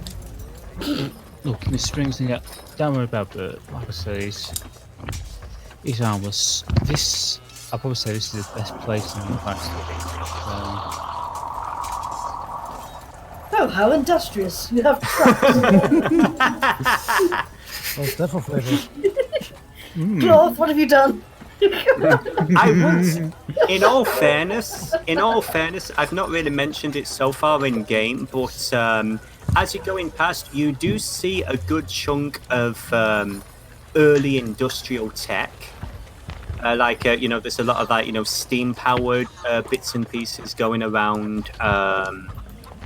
There isn't really anything like a car or anything in the city, but you do notice there's some road works going on as you're going past, and there's some kind of a contraption that looks like it's a mechanized digging machine that's offloading some of the the topsoil and everything, and it's placing it in little piles. There's a couple of halfling and dwarven workers maintaining it. Yeah, you eventually head towards the outside of the Tardy Tyro when the jukebox shuts down because it sucks. Boom. Let's get back that. Hear the various sounds of foreman. No, you sons of bitches! Get that shit over there! I told you 1,000 times! So. Okay. Okay. So. As you guys are heading towards the tavern and everything, give me a perception check. 1 second. Perception. 22. Okay. 12. Okay. I'd say everybody actually notices that a bunch of carts and barrels are out at the moment. It looks like there's a delivery to the tavern. This is like the side entrance. As you guys are heading towards the front, however, you notice Keith is outside arguing with two people in blue and yellow robes. Jurnis, with your 16, you recognize the symbol on the robes of this individual here. One of them seems to be wearing, plate armor, but has a blue and yellow sash wrapped around their arm. This one, in blue and yellow robes, is wearing... Where are you? Is wearing a very familiar symbol for you. Oh god, I was waiting for it. It's so happy. Yep. Oh no. would everyone, let's see, with a perception check, it looks like there's a bit of an argument going on outside. This individual in armor is looking fairly bored, arms folded, just staring at the confrontation going on. This young man here, he looks to be a human in his early 20s and is berating Keith, demanding entry. This young lady here, she's glancing around. She notices you guys, and she's going to very quickly, hush you and ask you to, stay over here for a moment. She's a young dwarven girl in her, I'd say, mid-20s. Hair in a fairly, elaborate braid. Dark hair, blue eyes. Sorry, you're Miss Springsinger, yes? Yes. Right, the professor sent me to warn you. Apparently there's some people here from the Siren Charter asking about you? Oh no. Was there any overheard what they're looking for? Well, yeah, apparently when you came into the city, you had an unregistered item in your possession. Oh. Well, the boss wants a word with you and everything, but do you have a license for magic? No, I was hoping to ask for one. At least a way to get one. She looks a little bit wary. She kind of edges up to the side and looks around the corner at the altercation that's going on. At the moment, it looks like they're focused on, this confrontation here. Right. Okay. So, if you just follow me, I'm going to lead you to the boss. All right? She's waiting around the back. I was fiddling with my spells earlier on, and I thought to myself, should I take invisibility? No, I'll not need it. I'll take heat metal instead. Hey, I thought the same thing Sunday when it was like, oh, we should check this stuff. This any magic in it. And I was like, I have that stuff. No, I don't. Fun lore fact, as well as any spells that involve disguising yourself, like what Graz used earlier on, spells involving invisibility or anything are completely outlawed in this country. Noted. You can, mechanically you can learn them, you can use them and everything, but be careful who sees you. It's only illegal if you get caught. Exactly. True. Exactly. So, anyway, this young lady is going to. She's just going to try and stealth over here, and she's going to ask you guys to join her over on this end. I would like everybody in the party to give me a stealth roll, please. Well, if they're just looking for me, they're not looking for you guys, and you guys could perhaps cause a bit of the distraction. Have them look the other way down the street. Skullface just decides not to bother and just... Well, I mean, that's a good distraction. Okay. Everyone all right, Keith? Oi, yeah, hi, Skullface, how you doing? Look, I'm sorry, I'm just in the middle of this at the moment. As you wander up, Skullface, this human just basically looks down its nose at you, sneers a little, and says, "Piss off, we're busy. This is an official matter." If only you had gone to the other side of them so they'd look the other way. Skullface just kind of walks around him, sort of, not quite being threatening, but he's making it clear as he stops here. He goes, "Look, I know you smug little spell slingers don't exactly get on with the rest of us, but Keith here is a good man. He's a good friend." I would say the moment you started walking around him, you notice that this fella here is a lot more actively interested in the situation.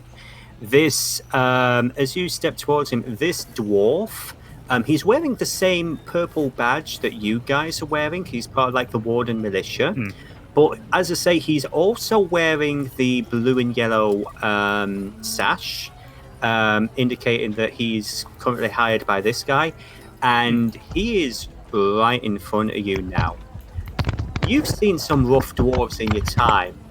This guy is fucking rough. His face is scarred. There's 1 or 2 teeth missing. And he's looking at you with a little bit of an appraising smirk. You're a brave lad, aren't you? Let's just say I spent most of yesterday putting holes in riders, so... Oh, that's nice. Sounds like fun. Listen, mate, my boss here is doing some business. Do you mind just giving us a minute and you can get in the pub in a moment, alright? Nah, just passing by, just checking on Keith. Seemed like he was in a bit of trouble. I mean, you know what it's like. No. This lad isn't in trouble. And halfway through this conversation, the human pipes up and says, "Now listen here, right, you've had your chance, son. The adults are talking." And he just like... smile and the mask. But yeah, he looks fucking furious at that, but he shuts his mouth. The mercenary kind of like turns around and looks at you again. As you say, we're just doing a little bit of business, government business, for the city. We're only gonna be a little while. Nobody wants to mess with Keith. Everyone loves Keith, right? We love you, don't we, Keith? Keith gives him a very wary cheers. Just like he's eyeing this dude very closely. But he goes back to looking at Skullface. But yeah, not to be rude or anything, but it's my job to make sure that Junior here is able to fulfill his end of the deal. And we've got some undesirables bringing in illegal artifacts and all that. So if you don't mind, please don't get in the way of me doing my job. And he very calmly starts cracking knuckles with a very big smile on his face. Skullface is just kind of like obviously relaxed demeanor. It's just like, yeah, well, tell me about it. I mean, some of the cretins I have to work with, like that Watchmaster. Mate, piss off.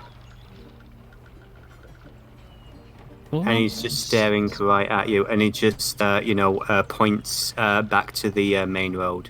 Okay, Skullface just goes, yeah, alright, just saying, professionally, me and you same business, I'll leave you to it. Just making sure you keep an eye on Junior here, okay? And he sort of gives him like the pat on the shoulder.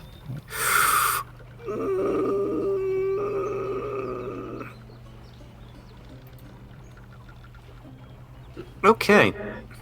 He just sort of like looks at your hand. It's like it just pats the armor.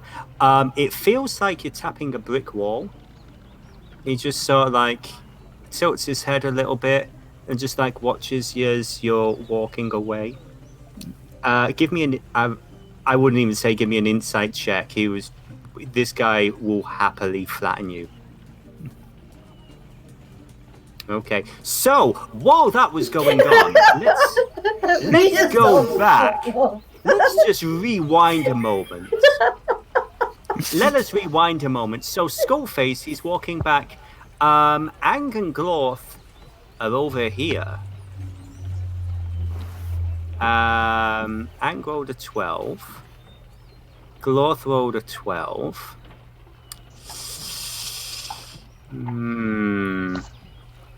He is looking in this direction. Just have to act casual.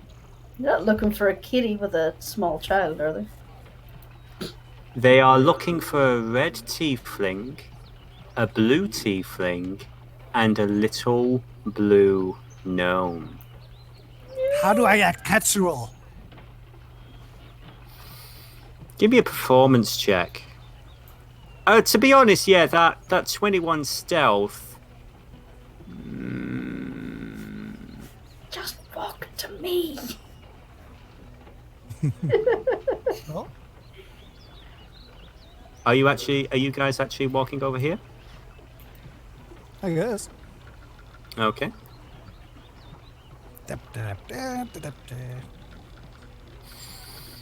Yeah, again, 21 stealth. His eyes were so fixed on Skullface he didn't notice the weird zipping little blue thing in the corner of his eye. But anyway. So. Just let me add that to targets on my back. So that conversation is going on. This young lady is going to lead you all the way down here.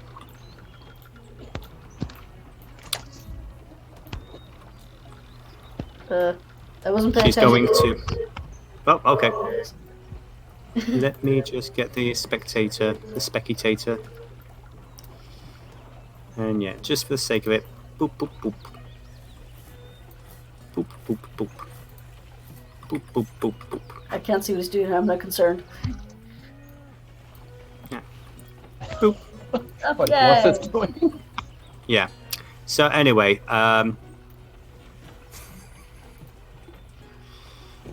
so you come around the corner and you see just peeking out of an alley the familiar face of Professor Cleus. Whose image I didn't upload for some reason. Oh well. Next time. We'll fix it. Next episode, yeah, can't be bothered doing that. So yeah. Always good to see you, Professor. Oh, I'm glad you feel that way. So, these are the rest of your friends. She nods to Graz and she gives a big toothy grin to Glorth. Hello, little fella. Hi, I'm Glorth. Yes, you are, darling. Yes, you are. Okay, so, back in a low voice, she beckons a finger to Jurnis to step in a little bit. So, when you said that you had done some work with our mutual friend before, you didn't mention that the Siren Charter might be involved. Well, I didn't know they were. Well, I mean, they have their base here in the city. Well, sadly They're involved in most things. Sadly, I was not aware they had an interest in me or Azure. It's funny you should mention the relationship between those two, because one of my little birdies has started tweeting recently. It seems that our mutual friend has been not just stealing things from me, but she's been stealing things from members of them. I had a friend in the little town of Gaelic, and apparently the representative for the Siren Charter was arrested for conspiring with bandits. When the guard came to raid his home, apparently several items of value were missing from there. Now, you wouldn't happen to know anything about that, would you? Oh, God. For the record, you would actually not know about this. You see, I assumed that whenever we were there, the Siren Charter guy told us to go out and kill bandits. So Jurnis is now under the assumption that he made a deal with the bandits and then got us to kill them to cover it up. Mm-hmm. I would say that is correct. Don't know whether that was an instance of holy shit she guessed it or Holy shit, that's a good idea. I'll use it. No, you guessed it. That was literally the plot. But what she's talking about is the fact that it wasn't the stuff that they had that has been stolen. It was the stuff that was in his personal collection that has gone missing. This was after the fact. Ah. Well, we did a little job for him to hunt down and eliminate some bandits. Funnily enough, that's the same job I ran into that little bitch. So I'm starting to think this is when they decided they were going to pin stuff on me. It's unfortunate that you've made such a chaotic acquaintance. But not to worry, my dear. You've got me now, and the professor takes care of her friends, and we are friends, my dear. She gives you a friendly little nudge on the elbow. It's always Shoulder. good to have friends. Tell me about it, darling, and believe me, I will be one of the best friends you have ever had. Speaking of, she holds out her hand, waves it around a little bit, and then snaps her fingers, and there is a card there, which she hands to you. Okay, I'm going to take it and read it. Okay. It is a... Boop. This. Huzzah! Now, I have to admit, I do have a few means of acquiring certain passports, information, identification that would be less than legit. But the beauty of me being me is that, my darling, is a 100% bona fide legal and real license to perform magic. Cough, cough. Only up to level 2 spells. Cough, cough. Well, Jurnis is good at bluffing. Now, this is why we are good friends, my dear. Exactly. I do you a favor, you do me a favor. Yes, well... Speaking of, my dear, I've helped you avoid some nasty encounters with those idiots over there. You've got a nice little card that lets you get away with quite a few things now. And I'm giving you a provisional membership of our guild and all the benefits that come with it. But of course, that comes with the caveat of you providing previously agreed upon services. I do recall. Good. Nothing comes for free, darling. Oh, I am well aware of that. Okay.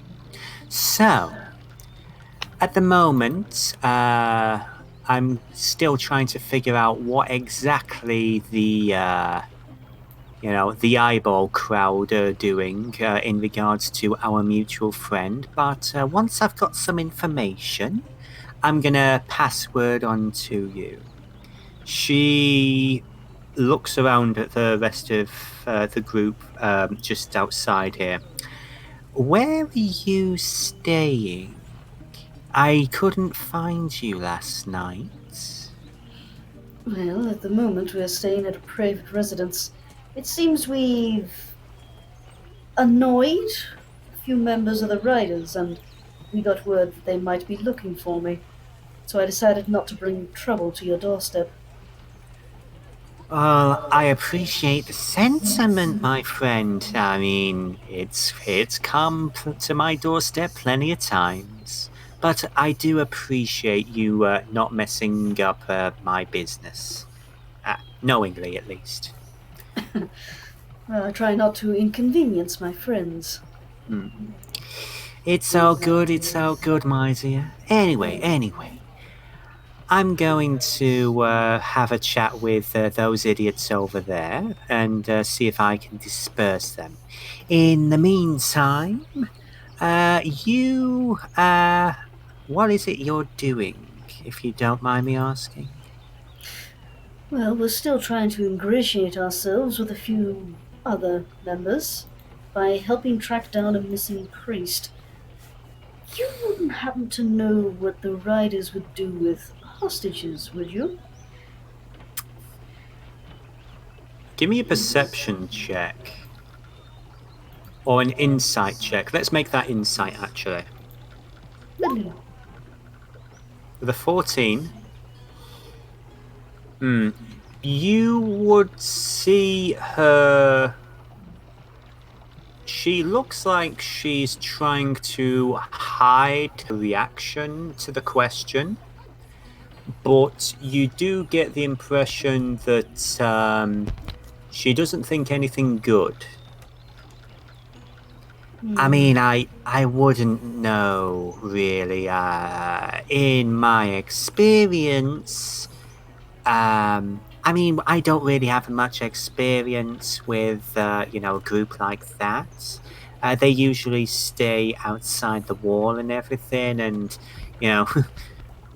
dwarven supremacy is not really my thing, even, as a halfling. But,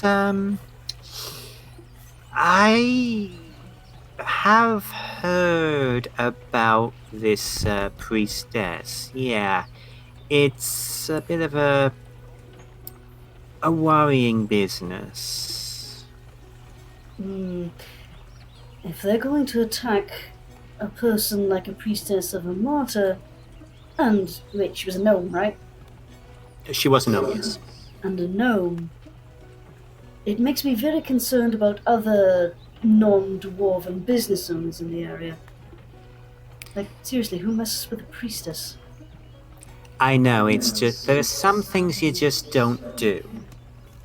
And the riders have been around for a few years. I'm aware of them, at least through, third parties. Friends of friends have mentioned them, but I will admit this entire recent batch of them, they're rotten to the core. I think it might be time to deal with them. Especially that gentleman who's taken up residence in the church outside. He's definitely riling them up. Apologies, you kind of cut out a bit there. Were you implying Father Stuttgart? Yep. Okay, yeah. Yeah, her eyes kind of narrow at that. Yeah, speaking of that, there have been words gotten out that he's inside.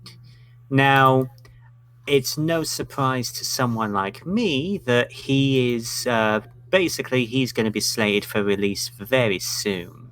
You can't really keep someone like that locked up. Foreign visiting, dignitary and all that, rubbish. But, be careful today.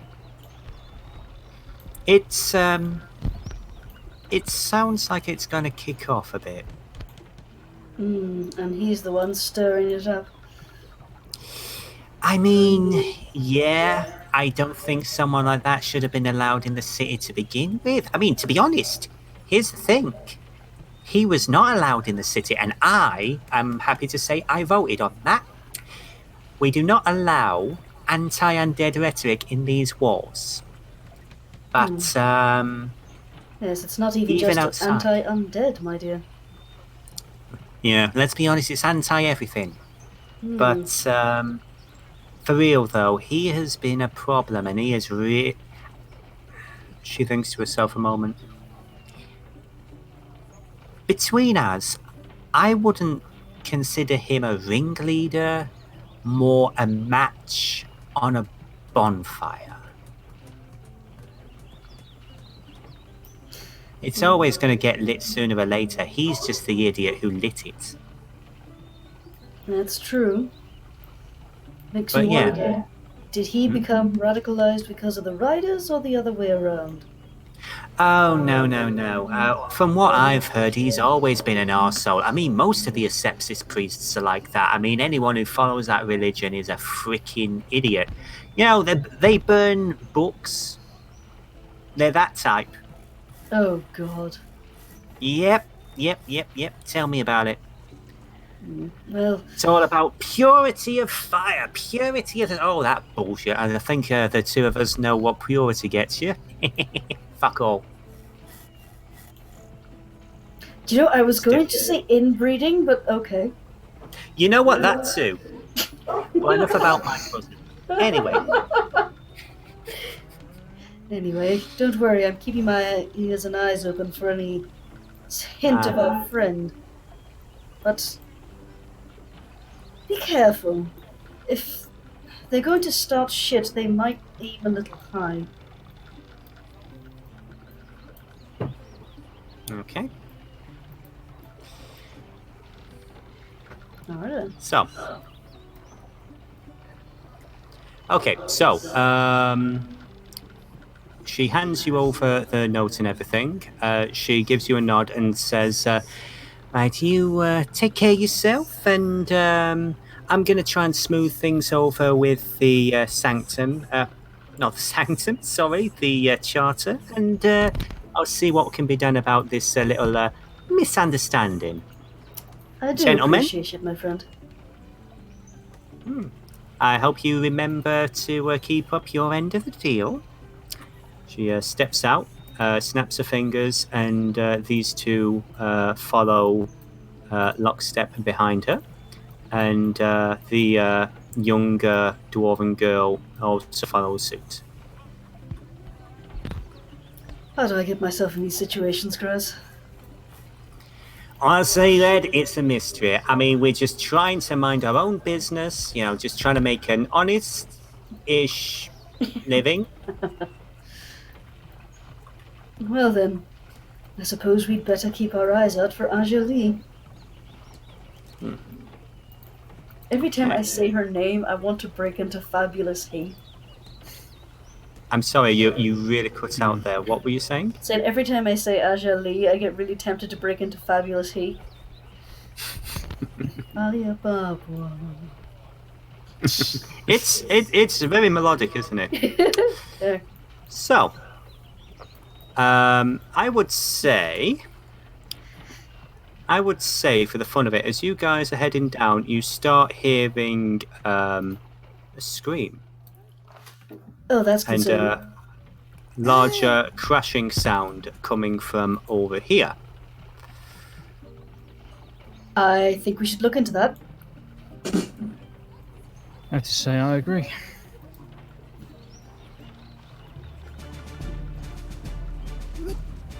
Skullface is kind of just peek around this corner.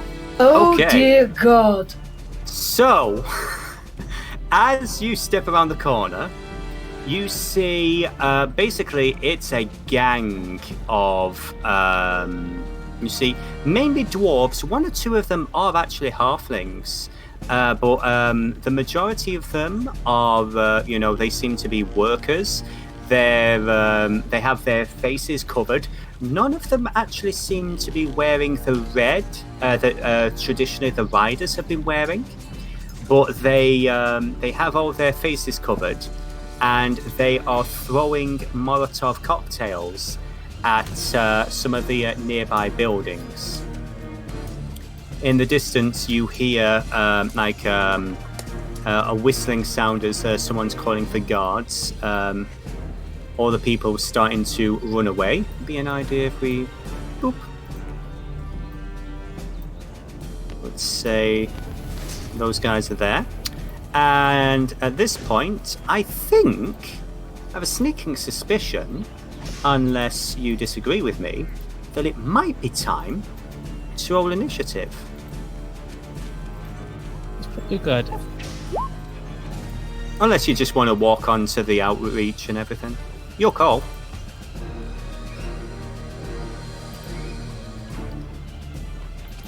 Okay, so let's see if we can get Miss Curtis here See, this is a thing. Trying to run a combat with Miss Courtesy. This is going to be fun. Gee, I wonder what that's like. Yeah. Yes. There's a reason. Hey, there's a reason I am. Oh gosh, here's the thing. I don't think I actually can because all of her abilities are. On roll 20. Yeah. Did she not give you a share link for it? She did not. Oop. Okay, I would say just for canon, she's like, "Don't worry, I'm gonna go get the guards." In her terrible impersonation. Warn the Listen, professor. I'm sorry. Okay, yeah, she's actually gonna run back to the professor. Fetch Flipper! That's the best I could do. Oh lordy. Okay, so let's do this. So first of all, we have Miss Springsinger. You see, basically these aren't giants, by the way. This is just like a cluster of them. Oh, it's groups. Yeah, these are groups. Or squads, if you will. Oh, God. Yes!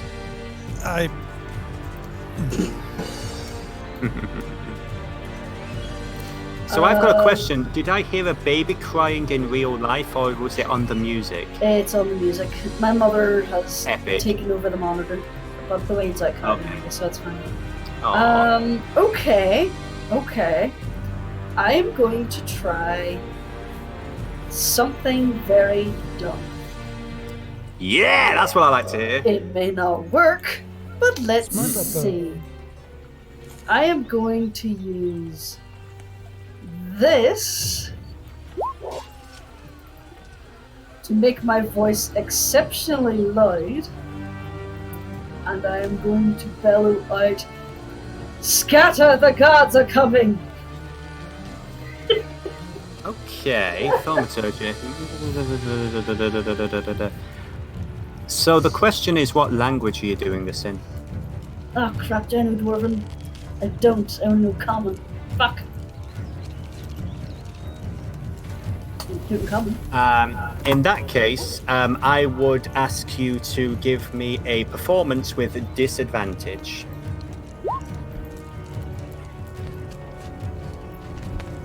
I can only hope some of them run away. Mm-hmm. Yeah, 20 with 15. Let's see. Are they smart enough to? If this actually works, I will be so pissed. Let's My see, other wisdom. DM does that as well. Are you fucking kidding? Yes. Okay. Phew. Okay. It was a 16. So yeah. No. Yeah. They kind of. Now, where was this voice coming from? Let me see, hang on, quick. I made it come from the center of the group. Yeah, they basically, a bunch of them, you see the different groups, they look over here and they're like, eh? Anyway, they go back to smashing shit up. Anything else you want to do? Let me see what bonus actions I have.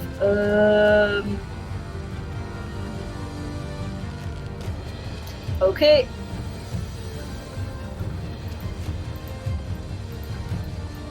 I'm going to look over to Skullface. Well, I tried. I'm sure you can do better. And give him Bardic Inspiration. Bardic Inspiration. Fuck them up. So, refresh our memory. How big of a die does he get? He gets 1d6. You get a d6. Okay, so, yep. Get a little symbol on there. I'm also going to 5, 10, 15, 20, move back here. Okay, that might be a smart idea. I'm squishy. Yes, you are. Ang, it is your turn.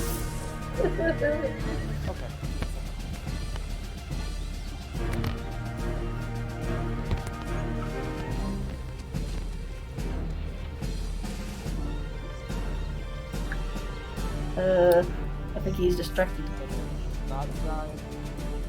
I think, yeah. I see is Are you talking to us or talking to somebody else? Yeah, he or- did. Yeah.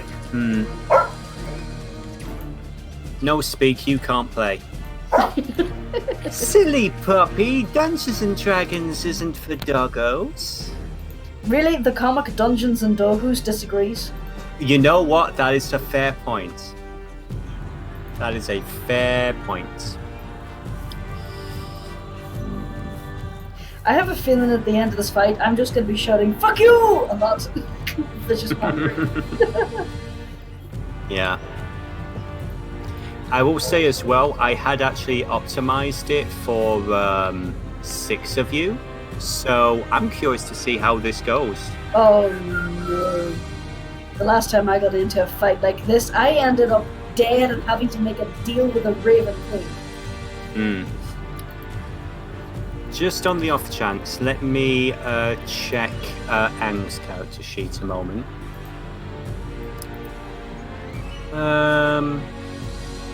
Okay, yeah, so at least we've got Ang's character sheet. I don't want to, take control of him just yet. We'll just give him a moment more. I should Oh, he's working. help you set up a campaign grouping for D&D Beyond. Basically, Oh, yes. you set up a campaign and then we can link our character sheets directly to that campaign, and then I think we can peruse them at will. That is actually a really cool idea. Yeah, And you because can do it originally... for the free account as well.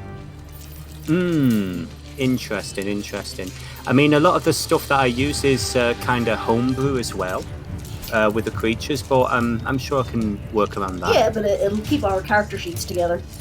Yes, So yeah. that- Having them all in one place is going to be Yeah. very helpful. And if you want to build Graz and D&D Beyond, it's up to you. Yeah. Yeah, there you go. It'd be a lot easier for you. Because originally I was actually going to have, like character token buttons.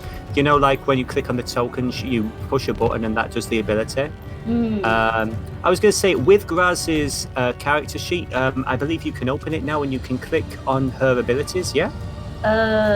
Primeval awareness and all that there, yeah. Yes. Good. Okay. So you're okay controlling Graz? It should be okay. I'm just reading her I sheet and I appreciate it. know what I have. Yeah. What's her favorite enemy? Considering the experience that she had 6 months ago, undead. Not that that's going to be useful at all. Not at all. Oh yeah, she's Fury of the Small. Yeah. Okay, so just for this particular round, I'm going to say we're going to just hold Ang's turn for now. It's up. I'd say it's like holding defense for a moment because I don't think he's got any ranged abilities. So, these guys, gonna see you lots. That's 5, 10, 15, 20. Can you hear me? There Hello! he is! Yay! Step back there. Welcome back. Okay, so it is actually your turn. I am very sorry about that, my friend. Okay, so how far can a dart be thrown? How far can you throw? Yeah. What range does it say on your sheet? It might be something based around the ability or your dex, perhaps? Let's find out very quickly. My dexterity is 3. Okay. 60 feet is its maximum range. Yes. 60 feet? Okay. Yeah. 20 feet normally, 60 feet with disadvantage. Okay. So at that range, it'd be disadvantage. But you can do it.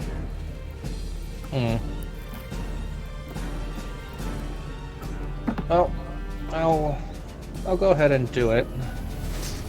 I will, if my keyboard tablet here will work with me. Oh, I was clicking on the wrong thing. Okay. An 18. 18, I believe, is going to hit. Yep. Give me some damage. How many Damage. dwarves is in each of these little pods? That's a good question.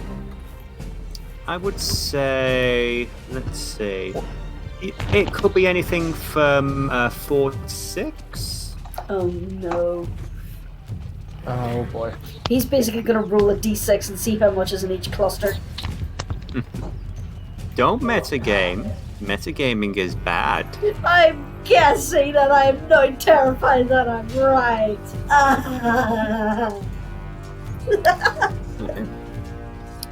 I would say that you hit one of them. He looks fairly badly injured, but like I say, the rest of them are just charging forward.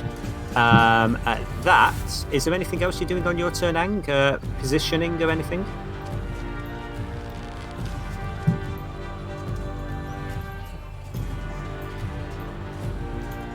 Did you want to move anywhere, Icy? Sorry. No worries. No. I will stay for the moment. Okie dokie. Next up, it's going to be their turn. That's going to be 5, 10, 15, 20, 25. Ooh, 30.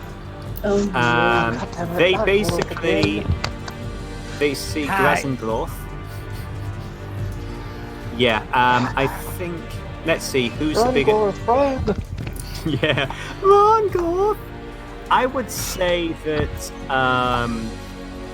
Graz, they're cheese going to it. see the goblin.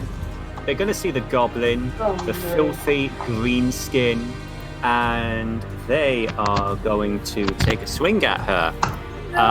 Let's see. Hey, Graz, does 17 hit? Yes. Okay, Graz manages to duck a few of them, shielding Glorth behind her, but she is gonna get hit by a couple of them. She's gonna take 14 slashing damage. Ouch. Okay. Next up, 5, 10, 15, 20, 25, 30. These guys are actually going to start... Yeah, they're going to do a ranged attack on this building here. Did he not one? Uh-oh.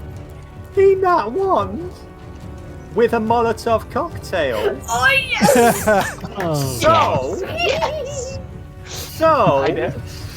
High damage. So, here's the thing. I would say this is the only point in the game where I'm going to put it back in your favor now, because I was worried it was going to be overbalanced. High severity.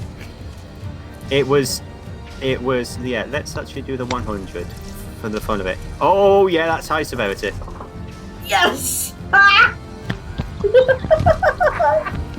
Okay. Oh Why'd god, they do the that? state of burning hair. Okay. Okay. Bear with me a moment.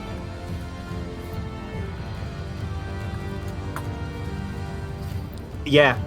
Basically, you see one of them just the pack are heading towards you, but one of them is just like, "Fuck you, wall," and throws a bottle. The bottle bounces off, slams right into the middle of them, and just erupts with oil and fire, and they are just ignited. Yeah, sometimes glass just bounces. It's really confusing. Yeah, I would say they are actually going to take continuing fire from that. They're a little distracted. This one's 5, 10, 15, 20, 25, 30. They're going to head over here. This one, 5, 10, 15, 20, 25, 30. This lot, they, a couple of them have crossbows. Oh, So, yes, they are gonna, let's see, who looks to be the biggest problem? There is, actually, to be fair, there's a filthy goblin there, filthy green skin. So what they're gonna do is they're gonna, does an 18 hit? 18 hits.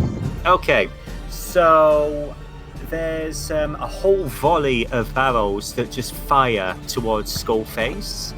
Crossbow bolts, I should say. and you're going to take altogether 16 piercing damage. Okay.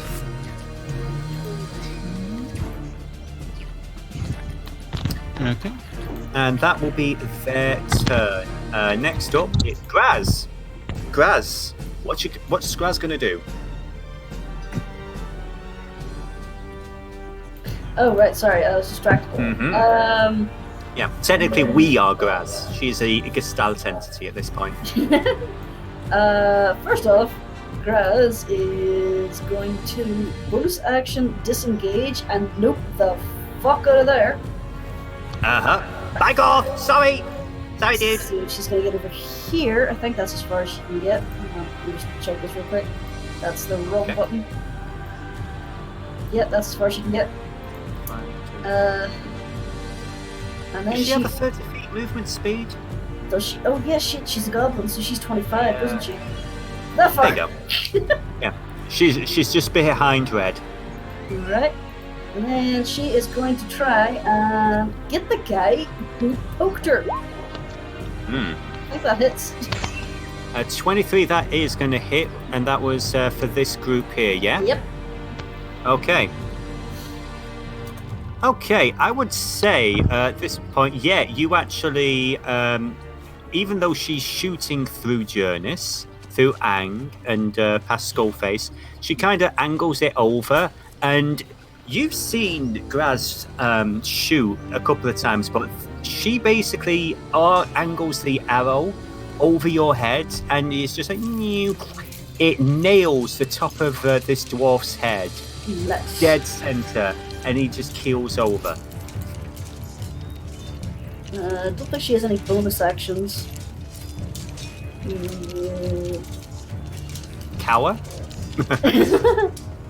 Well, I was thinking Fury of the Small, but no, let's save that. In all fairness, you could use that for damage to this one, but it's your Actually, call. yeah, sure, we'll go with that. How much is Fury of the Small? It's based on your level, so I would say an extra 3 damage. The damage equals your level. Yeah, so extra 3 damage. Okay. Yeah, you would see that. This particular pack, it looks like it's about to fall apart. They are. One of them was felled by Ang's thrown weapon. Graz has killed another and everything, so they look like they're looking a little bit scared now. This lot look like they're on fire. These two seem fine. So, next up, Mr. Skullface. First off, I'm going to do a quick check. That's 30 feet, 10 feet, 10 feet. He reaches into his pocket, winds up a scrap grenade, and it's 30 feet range, so he chucks it there, and it lands there. Do you have to make a? Do you have to roll something to throw it where you want it to go? I'm pretty sure that's a athletics or. It just says you may use dexterity. an action to wind it up and Dexterity. throw it in an open space up to 30 feet To away. throw something, I would like you to give me a dexterity check, please, sir. Okay. An 11, I will say that hits, yeah. So, okay. Yeah, proficiency. And The scrap I'm going to grenade. use my second wind, aim at these fuckers who shot me, and Yeah. fire off a round in their direction. Okay, roll it. If roll 20 would let. Oh, wrong one, sorry. 11. An 11 with Letitia. Does an 11 hit? That meets it. It beats it. So, give me some damage. Okay. Yeah, you actually, one of them clutches their knee, and they're basically down. The rest of the pack are still pretty angry, and they look like they're charging towards you. But I would say, let's just make this a little interesting. Where exactly did you say the Just there. bomb was? Yeah. Okay. Okay, I've got just a thing for this. 1 second. 1 second.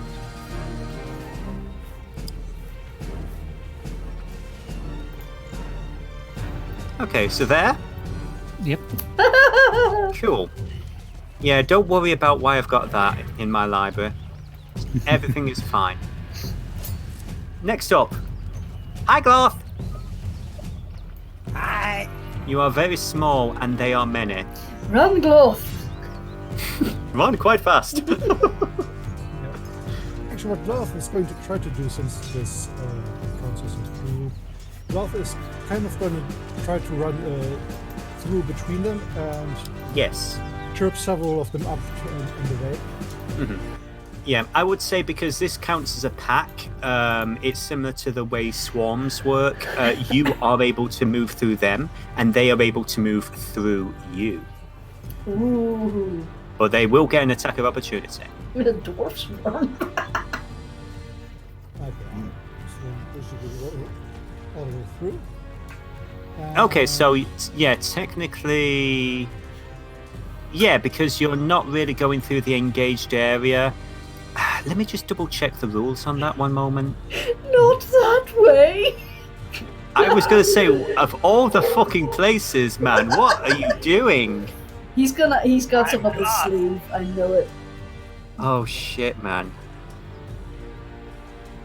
Yeah, so about that mercy point, I see in the far distant future. Anyway, okay, the swarm can occupy another creature's face and vice versa, and they can move. Okay. Also, you're a very quiet creature. Apparently. Oh. Don't exactly know what. This better? There we are. That's better. Ah, okay.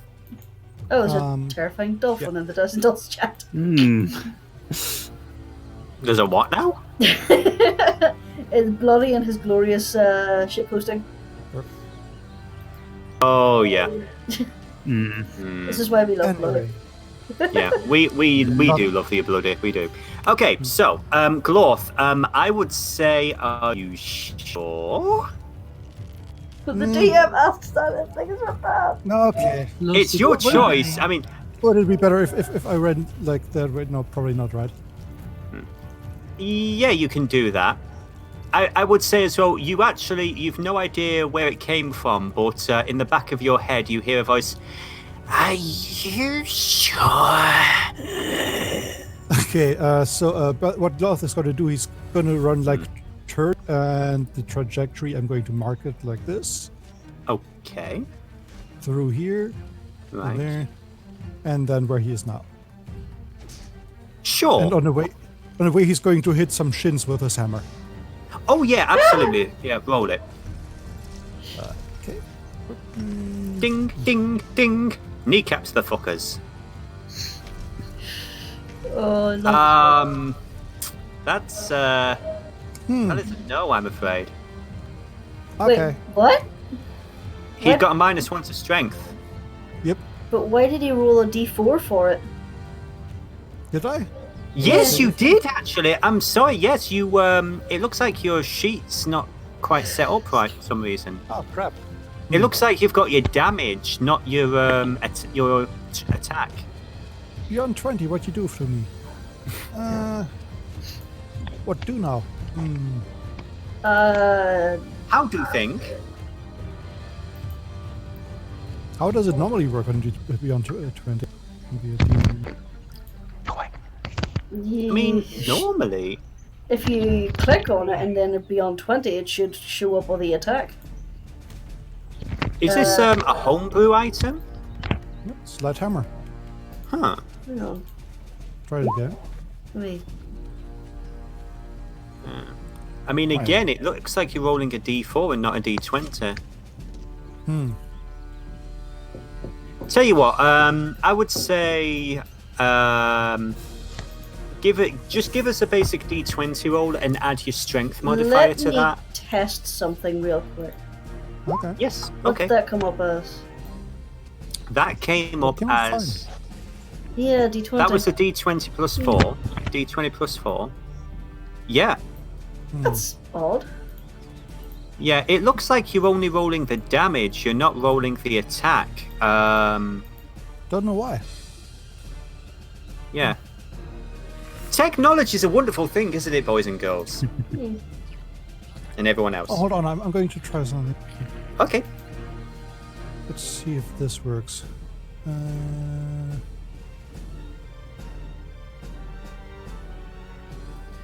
Okay. Nope. Yeah, no, again, it seems like it's just I'm- hitting the damage. Okay, let's do this. Oh, great, of course. Yeah, so I would say that is a miss, unfortunately. Okay. Yeah. What? Well, What can you? they do look a little bit confused as you're zipping around them. Mm-hmm. But other than that, anything else you want to do? Any bonus actions?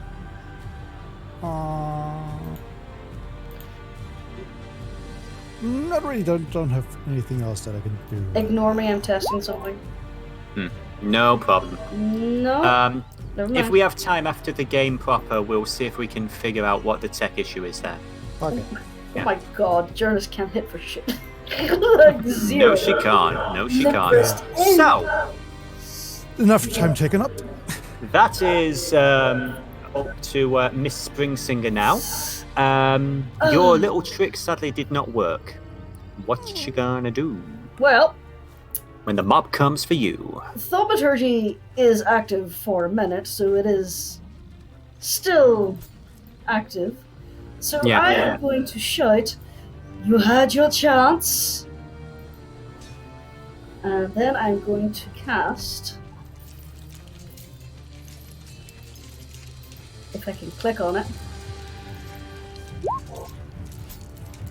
Okay. And I'm going to cast it. DC 13. If I cast it there on top of the dynamite, will it hit this group down here that's on fire? I would say yes. It's going to hit part of them. If it hits part of them, I'd say it hits up. Then I'm going to cast it there and hit everybody. Yeah. This guy, and this guy. My question to Mr. Skullface though is, if she basically hits where the bomb is, the grenade, does that set the grenade off early? No, if the grenade's destroyed, it doesn't work. Ah, Ooh. Does the grenade have any kind of like armor class or anything? 1 second. Yeah, it's AC 5. Okay. Okay. Miss Springsinger, just give me an unarmed roll. As we said, that was a dexterity, so just a basic D20. okay. D20. This is one of those times where you want to roll low. What was the AC? 5. 5. Oh, screw it. It's my game. I make up the rules as I go. Yeah, it's fine. Said that would explode. Yeah, I say it explodes because it's more fun that way. It doesn't state in the description that it doesn't detonate if it's destroyed, so I'd say it's up to the DM whether it explodes or not. Yeah. What the DM likes ridiculous explosions, so I say that's what happens. Woohoo! So, that's 10 thunder damage to all of these guys. Oh, they need to make their Constitution saving throw first. Yeah. This group, Constitution. Nope. This group, bear with me one moment. Nope. It's going kaboom. Okay. Bear with us a moment. I'm chatting to Ajali. Yeah. It was supposed to be an earth-shattering kaboom. Does it roll for it? Yeah. Oh, don't worry, creature, it's fine. Let's see.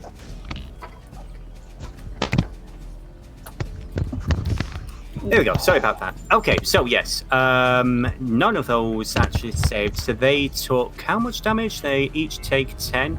Oh wow. Okay. I would say Oh wow, you guys! Yeah, I really didn't need to rebalance this, did I? Okay, interesting. Oh god, and this isn't without the Grenade. Just sign there. Okay. What is Skullface? Would you like to roll me the damage for the grenade?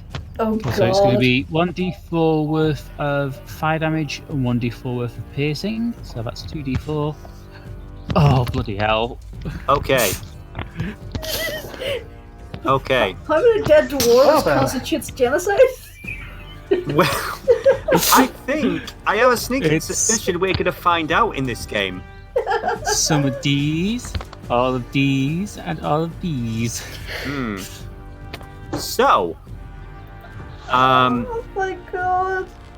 so I just basically, you summon down the do you want to describe exactly how a shatter works? Do you want to give us a nice little visual there? The way Shatter works is I use my spell focus of my instrument to strike a powerful chord, at which point a clap of thunder originates from a point of my choice and shock waves out for 10 feet. Okay. So yeah, basically, Jurnis spreads her legs, her hooves, her flared pants, and everything. She just strikes this epic pose. She just strikes a chord that rips through the air. This really epic power stance, and first of all, you see this like impact of noise and everything, and for half a second, there's nothing, and then the grenade goes off, and this bunch, everyone's just they're not so much incinerated. Glorth finds himself surrounded by corpses. The rest of them You know where you're going? really badly injured. So you did some freaking damage there, and I would say that is no longer there. You can still run! I'm adding that on with the thaumaturgy.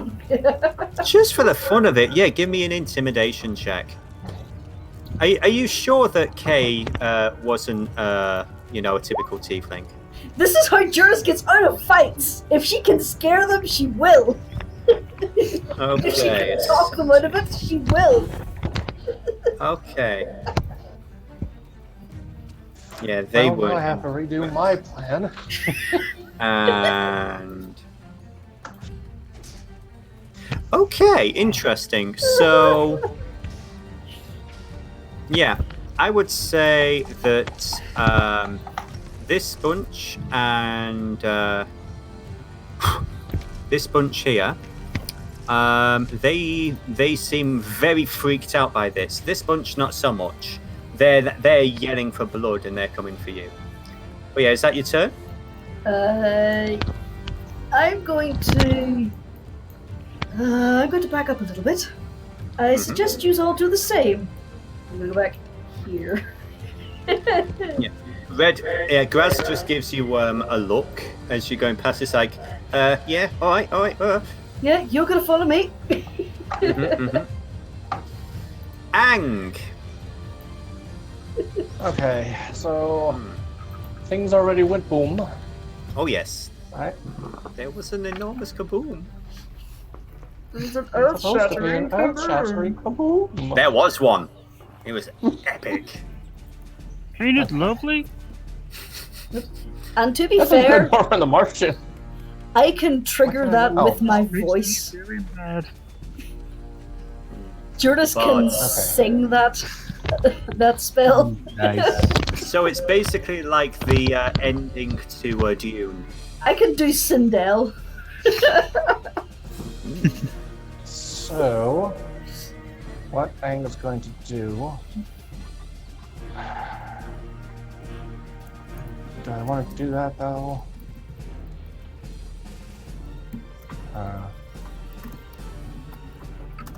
Let's see. I have my fists and I use my dart. Okay, how many are in? You are not how many are left exactly. here. I would say that it looks like half of their number has gone. There's even less in this pack here, but this pack looks like they've only lost 1 or 2. Okay, and these guys are still burning alive. They are burning. They look freaked out. They do not look happy. Well, I don't want to get caught up in the blaze. So, I would use my... If you're thinking of moving through the corpses here, I would count them as difficult terrain. Because there's a bunch of them. Alright then, I think that's fair. I know it's fair, but it's just things you only hear in D&D. Now, if you want to climb over the corpses, you're going to have a wee bit of trouble. You're a wee bit slippy with the blood. To be fair, I mean, he is a monk, so he might be the only one who doesn't have disadvantage or, difficult terrain. well, never know. Cats can be clumsy sometimes. Anyhow, I think what I'm gonna do is take like a defense this turn. Just Okay. kinda take a defensive stance and wait on them to get closer. Oh, okay then. Not a problem. Next up, anything else? I just like to believe that Glorth is convinced that he did the I'm damage done. to something. Okay, so next up, this group are fucking done. First of all, they're going to take a d4 of fire damage. Yep. You see... Did they take 8 damage for the grenade? Oh gosh, yes. Yes, Right, they okay. did. Yes, they did. They basically, it looks like there was only like 2 of them left at this point. They're they're terrified of her, and one of them tries to run away, shoves the other one back into the fire, and they die. And basically, at this point, it's just one dude, and he is just. Let's see, what was that? That's 5, 10, 15, 20, 25, 30. Remember you started this? 35, 40, 45, 50, 55, 60. That was a dash. While he's on fire. Yeah, while he's on fire. But yeah, literally, he's on fire, running, screaming. It's like, ah! I just remember Weird Al's Smells Like Nirvana, that guy just running across the basketball court on fire. Oh my gosh, yes. Now these guys, they can't get close to Jurnis because... Not willingly. Not willingly. Damn. They don't really... Let's see. What can they do? Yeah, let's say they're going to at least try and throw stone at something. So let's give it a no. Yeah, you basically see them basically trying to, throw some crap at you guys. It looks like they're out of Molotovs, actually. But, Oh, thank God.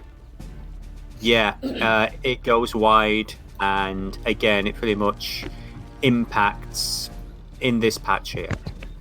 This lot, on the other hand, they are not intimidated by you. 5, 10, 15, 20, 25... Hi, Glorth. 30. And they don't give a crap about the little gnome. They're looking at this red, demon-tainted filth that murdered good, honest, hard-working dwarves. You're the ones rioting! Fuck you! I would say... Does 19 hit? No. I somehow have plot armor. Yes, it hits me. Yeah. My dear, as much as I consider you a friend and all, you do not have plot armor. You take, basically, that was sinister. So, they basically, they're just ignoring Glorth. They're taking, another shot with their heavy crossbows. A lot of them miss, but enough of them hit you to where you get 7 piercing damage. Ow! So not a massive amount of damage, but you get the feeling that could have been a lot worse. Hellish Rebuke. Sure, roll it. Hang on.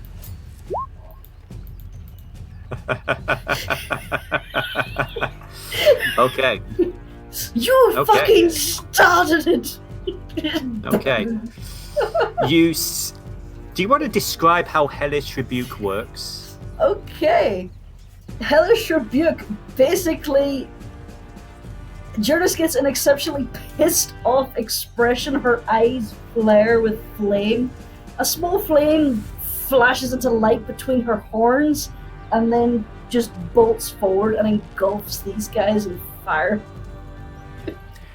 Yeah, I would say the little flame gets between your horns and it's just like, and it nails one of them in the chest, and it just throws them back into the middle of this inferno, and they're just burned alive. Next up, Graz. So are they still alive? Oh, the pack is still alive, but there is, I would say, just for flavour, there is one of them in here. Okay. Growing more savory by the moment. Oh yes, crispy.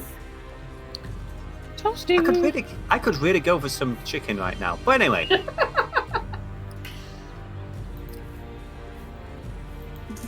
What is Graz going to do?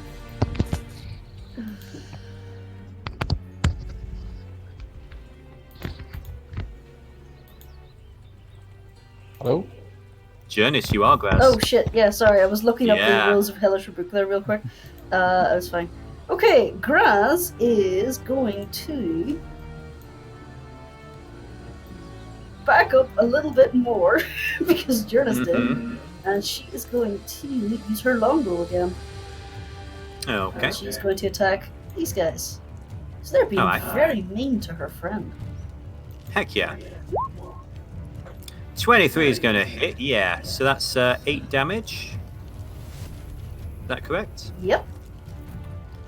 Okay, yeah.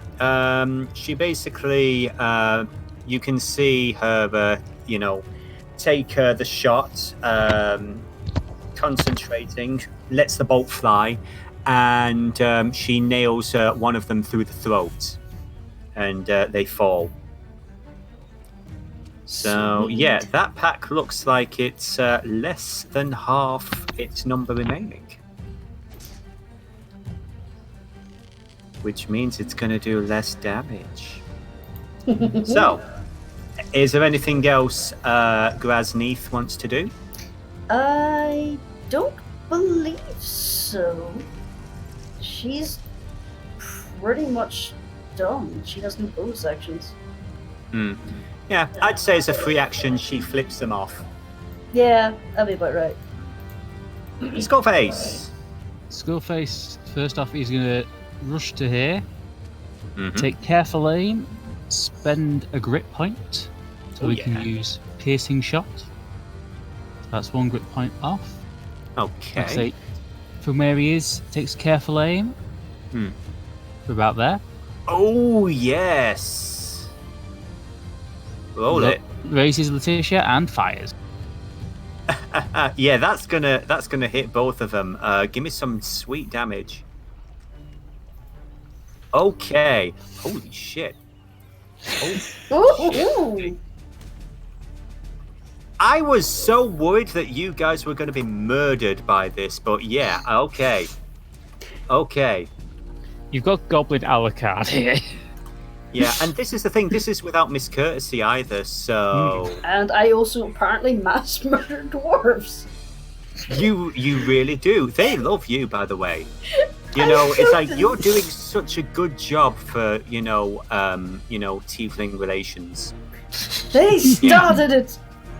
They did. So, we'll finish okay. Yeah, you basically... with that amount of damage, you basically kill 2 people in this, and yeah, around about another 2 or so in this one as well. You basically kill 4 people with that one shot. It is fucking ridiculous. They are deeply fucking injured. Return of a Wyborn with a vengeance. With a vengeance. Anything else you want to do? He's just gonna. I've used 15 feet of movement, so I'm gonna move back 1 to about there. Okay, yeah, smart move. All right then, Glorth. I'd say at this point it's only.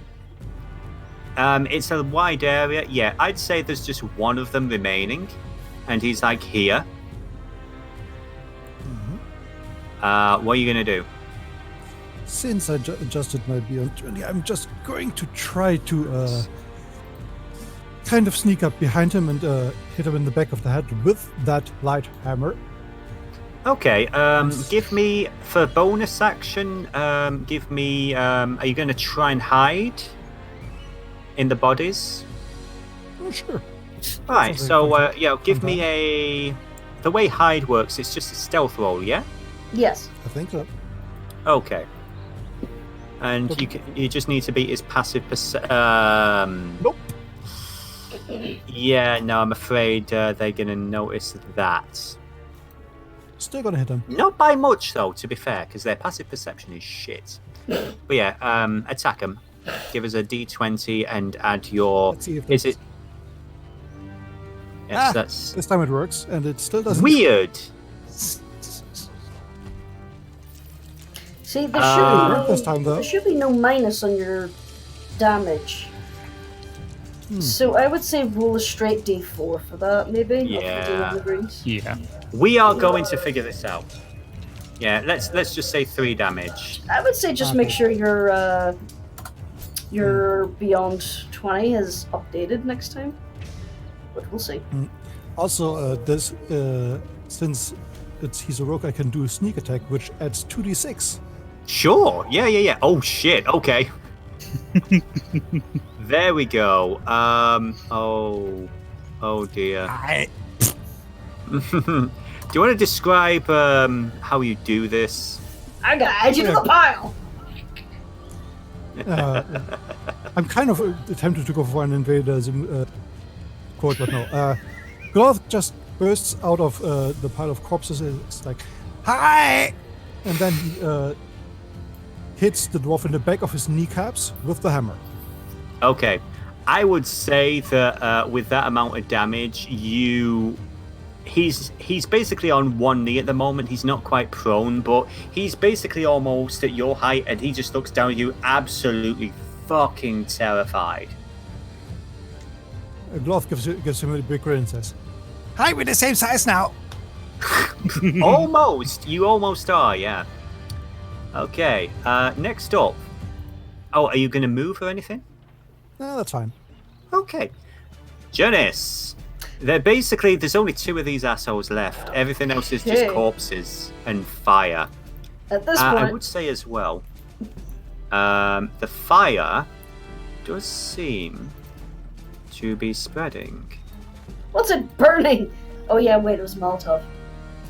Yeah. People's houses. Oh yeah, your turn. Okay. I am going to do something dumb again. I am going to stride forward, pointing at this one, and just basically shout, still with the thaumaturgy enhanced voice, you are going to stop right there and drop your weapons, or you will not survive. Give me an intimidation. Let's see, 17. Technically, they're already intimidated by you, so I would say with disadvantage. Basically getting him to surrender. Yeah. They just, it's this one dude. He's just like looking around at like the fire, all these dead, the people he was with and everything, and he's just like, Attacks on the people of the city will not be tolerated. from the city. You're He's, still attacking people from the city, you fool! He is out of the fight. Anything Can- else? Can I use my bonus This action person, to try however, the is not same quite. thing? The other guy? I would say you can only do that with one. Okay. If you said you were trying to do both, I would say with disadvantage, but you were focusing on this one. Yeah, I So- suppose that's true. So he is out of the fight. I thought the other guy was dead. Oh well. In that case, I am... Ah, damn, that's not a bonus action.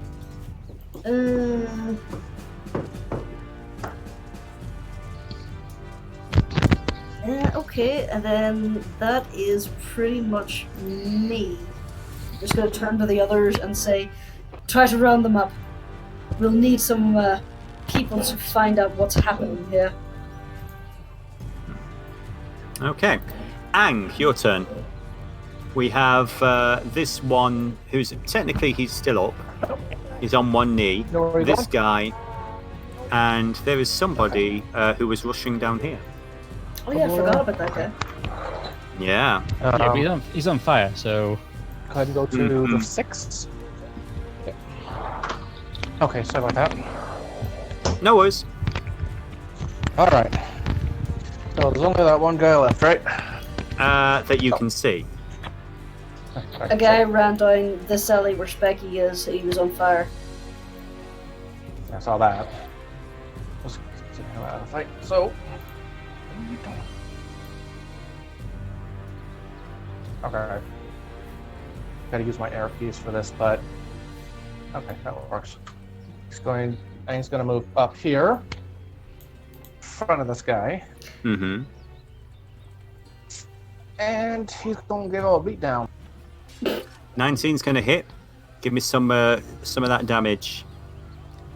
Okay, so this is becoming a bit of a running theme at this point. Ang, Did you Ang don't really punch the like guy in starting the fire? fights. What, did he punch him in the fire? That's what I'm asking. Did he punch him in the fire? Because that's becoming a running theme. I would say it's becoming a running theme that Ang is very good at finishing the fight. Yeah, actually. It's your Start call no if you shit. want. I would say it's up to Ang if you want to give me a dexterity check to see if you're trying to stop him from falling in the fire or not. I will. Just a second.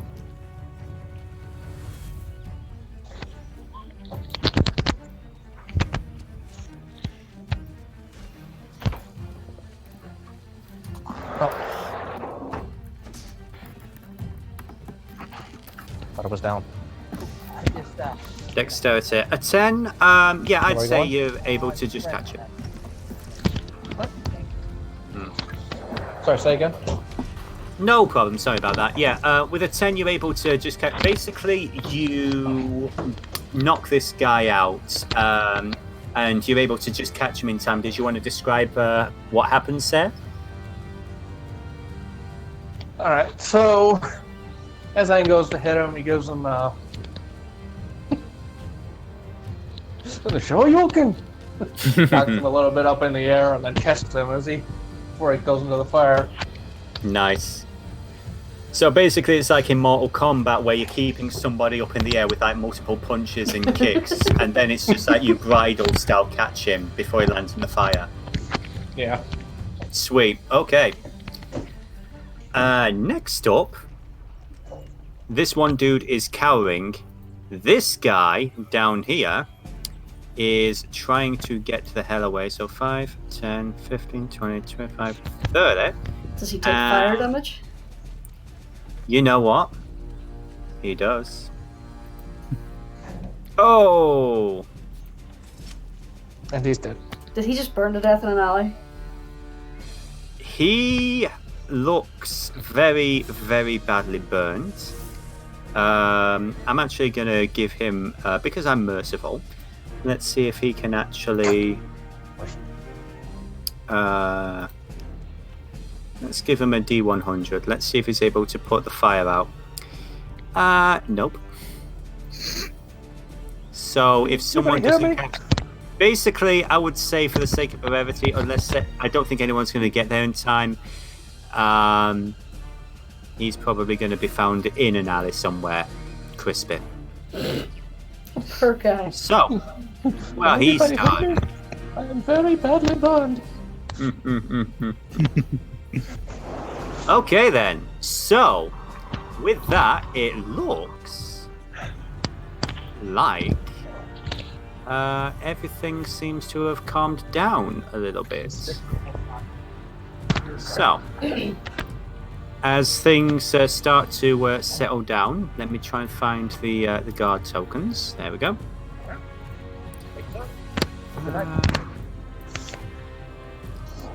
You hear a sound of running feet as While they're Miss approaching Curtis us, comes down here with a bunch of city guard. They kind of seem a little taken aback by the fucking carnage. But courtesy indicates the purple badges that you guys are wearing. They basically, two of them rush forward to this guy and basically start beating the ever-loving shit out of him. Because, the other two of them start running off to find water, because fire. Next up, Yeah, Graz. Does Graz have any way of putting out fires? I don't believe so. No water skin or anything? She has a water skin, which may or may not be full of alcohol. No, I'm pretty sure it's water. So she can try. Let's see, what's that? Yeah, she can make that and like half-heartedly throw her water skin, I suppose. Okay. Throw it. Give us a ranged attack. Just dexterity. Yeah, dexterity. Okay. Give me a d4. Alright. Okay. I would say the fire seems to be reduced a little bit, but not a massive amount. Anything else? There's not much Graz can do, to be honest. Okay. Graz is going to look to the rest of the group and say, is there a fire department or something? Skullface. Skullface takes the hint, runs to Graz, and throws his water skin in as well. Okay. I need your dexterity, first of all. 19, yeah, that's going to hit it. And give me a d4. Okay, yeah, that actually did. You wouldn't think that it would have done much, but you actually did manage to reduce most of this fire to the point where it doesn't look like it's going to affect the rest of the buildings. It's more just burning the last few corpses. So, anything else? No, that's about it, really. All right. Next up, Glorth. Over here and here, there's a little bit of an inferno raging. Well, Glorth is not greatly equipped to reduce any fire damage, but what Glorth will do is turn to Jurnis and go, "Hey, why don't you do the shouty thing again so poor people can come and help?" That's actually a good idea, Glorth. Oh. I'm sorry. No, you did good, Glorth. Oh, good. That was a good idea. Good job with the hammer. Yeah, hammers are good.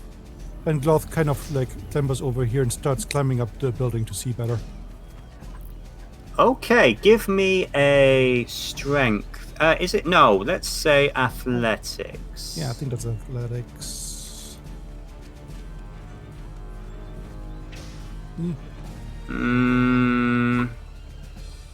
I would say it's going to take all of your movement to get up there. Bear with me a moment so I can deal with the dynamic lighting. Sorry. It's okay. How do I... Yes, there we go. I would say you can get up to here. And as you do, fun fact, Glorth, I would say, so if you're here, Glorth, nobody else but Glorth, would be able to see over here, watching with great interest. I was going to say, out of curiosity, has Glorth actually seen Ajali yet, or has it just been Jurnis? Don't think. I think he saw her run over the rooftops during the fight on the way to the Citadel. I can't remember if he did or not. I'm not sure. Right. The honest expression, I guess. I would say that at the moment, you're... Give me an intelligence check then.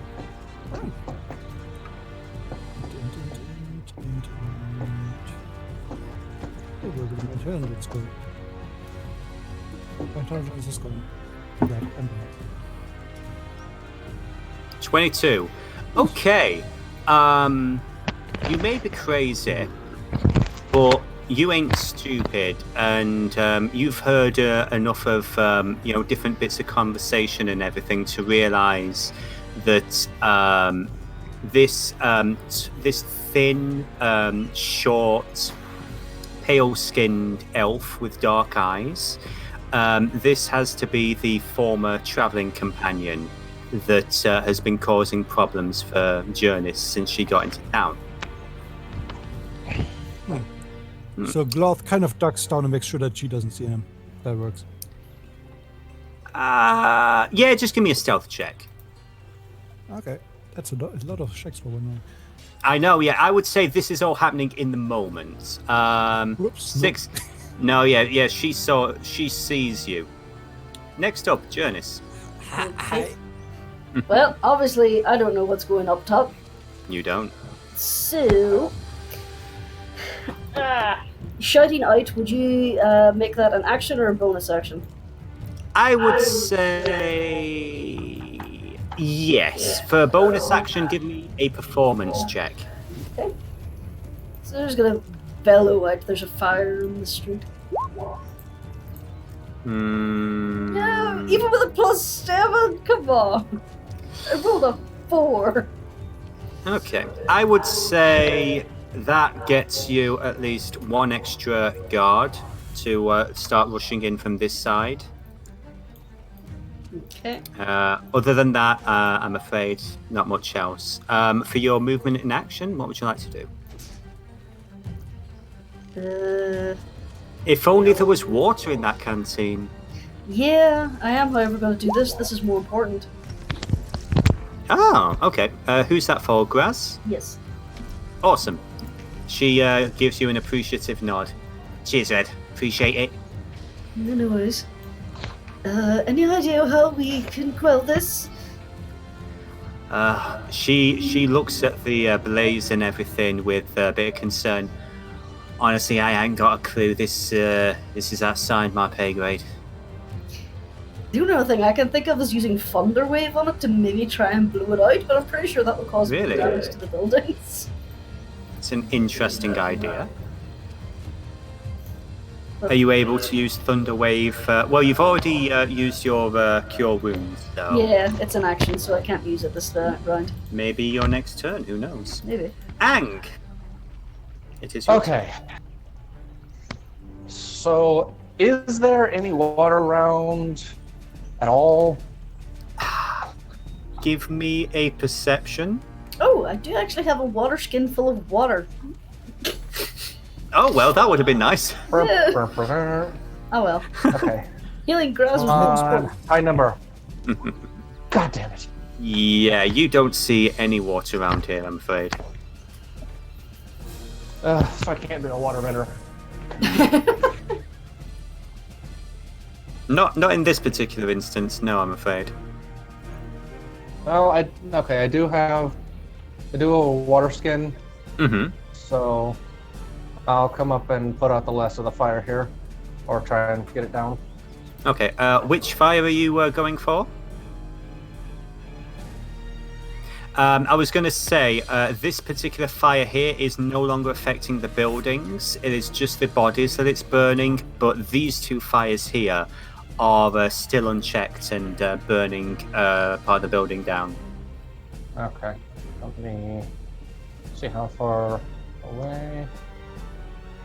Okay.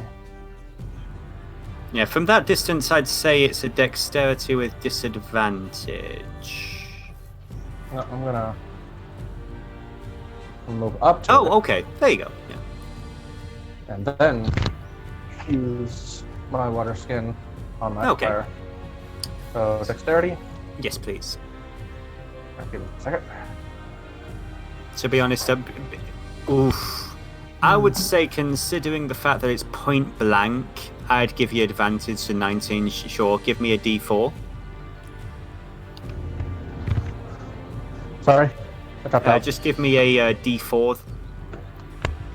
Okay, give me a second.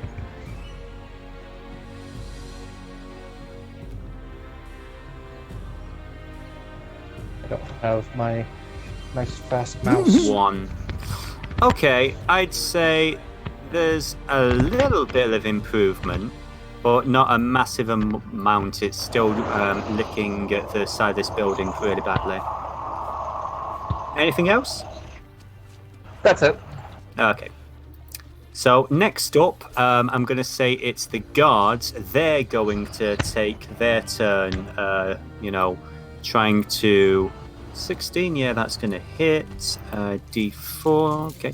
Well, that's not so bad. So this one guard here, he's going to take a shot, and that's actually going to reduce it a good chunk to about there. Then these two over here are going to finish beating the living shit out of this idiot. And they're each going to... Yeah, that one splashes on the side of the building, doing nothing. This one... again, not a massive amount. So... Yeah, this particular... Whoops. The entire world moves! So, I would say...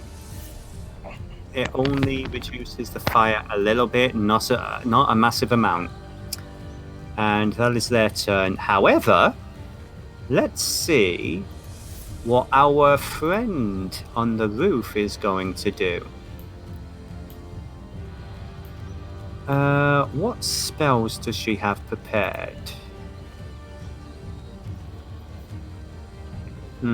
Unfortunately, nothing that's actually going to help. She has noticed Glorth, so I would say that given the fact that she can't really do much at this point, you see her give her a cheeky wave, transform into a guard, and she's just going to jump off the side of here and run off in this direction. So, I would say as well, while you were watching her, you saw her pull out a little black book, flip through it real quickly, mutter some words, and then she turned into the guard. Next up, knowledge. yeah. Everybody else is out of their water skins now, yeah? Yeah. Okay, so Yeah. for the sake of it, I would say that eventually this fire is able to be put out. This building, however, unfortunately, is going to be lost to the blaze. So, let us... There was a well, look at a waterbed. Yeah. It happens, is what it is. So, let's get to the right screen. You eventually are able to pull out the majority of the fire. Nobody, fortunately, was inside that particular building. But, yeah. What There's was the building? The building was not the tavern. It was basically in this block round here. Yeah, well, like, was it a store or a house? Was it owned by a goblin, gnome, or anything? Give me an investigation check, please. Investigation. Yeah. You see the remains of the front as it burns away. There was it did seem to be like a tailor's or something. Like there's some really nice little dresses in the front and really interesting like little business suits. Did seem to have various things like like anything from gnome to human sized. And as you guys are hanging around a bit, the guards are interviewing people, asking questions about what was going on. You do see this goblin woman, just like look at it with absolute devastation. And after a while, you find out that this was her business. Graz, are you thinking what I'm thinking?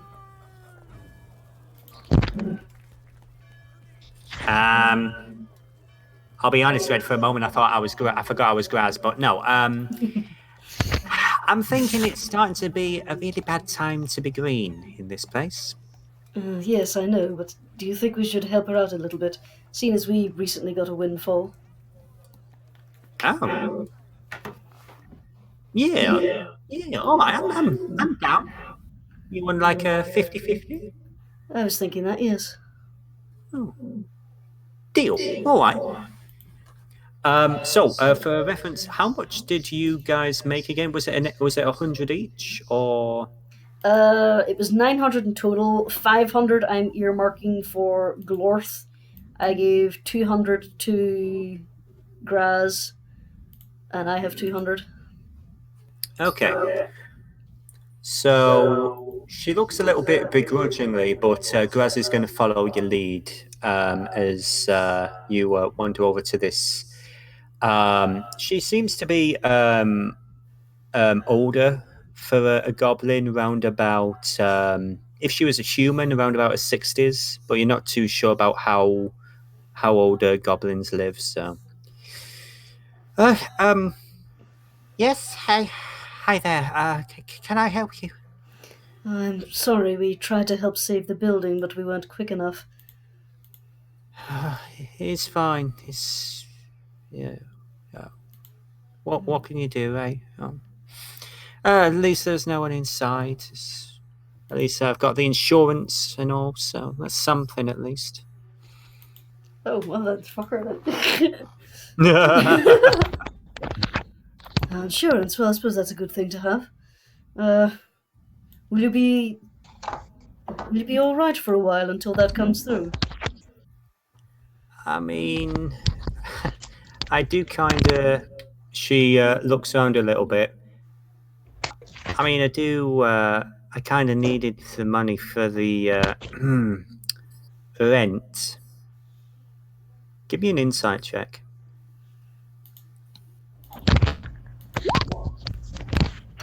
6? Yeah, you're not too sure what she means. Yeah, apparently she needed money for the rent. Graz can't check, can she? Feel free. You know what? Feel free. 20. Say arrows insight as well. I would say Graz sort of like taps you on the leg and whispers for you to bend down. When someone says rent like that, they usually mean rent, as in the off-the-books protection money. I see. I mean, in all fairness, it doesn't look like they did a good job of protecting it, but you know what I mean? Yes, I would say that. I would say you have a bit of an absentee landlord in that case. Well, I mean, you don't really want to make too many waves with, the professor or anything. Yeah, she's all right, but, I do owe her some money. I'm gonna look around. The guys we seen, you said they weren't wearing red sashes. No? No, they were not. I don't think this was the professor's doing. Oh, she kind of gives you a. I'm saying this very quietly too, by the way. Yeah. Are you saying this to just Graz or to this woman? To Graz. Right. Let's see if she's perceptive enough. I would say her ears twitch a little as she hears that, and she's like, "Oh no! No! That nobody expects the professor to do something like this. No! If you piss off the professor, she knows. She'll make sure you know about it. No! This is just thugs." Yes.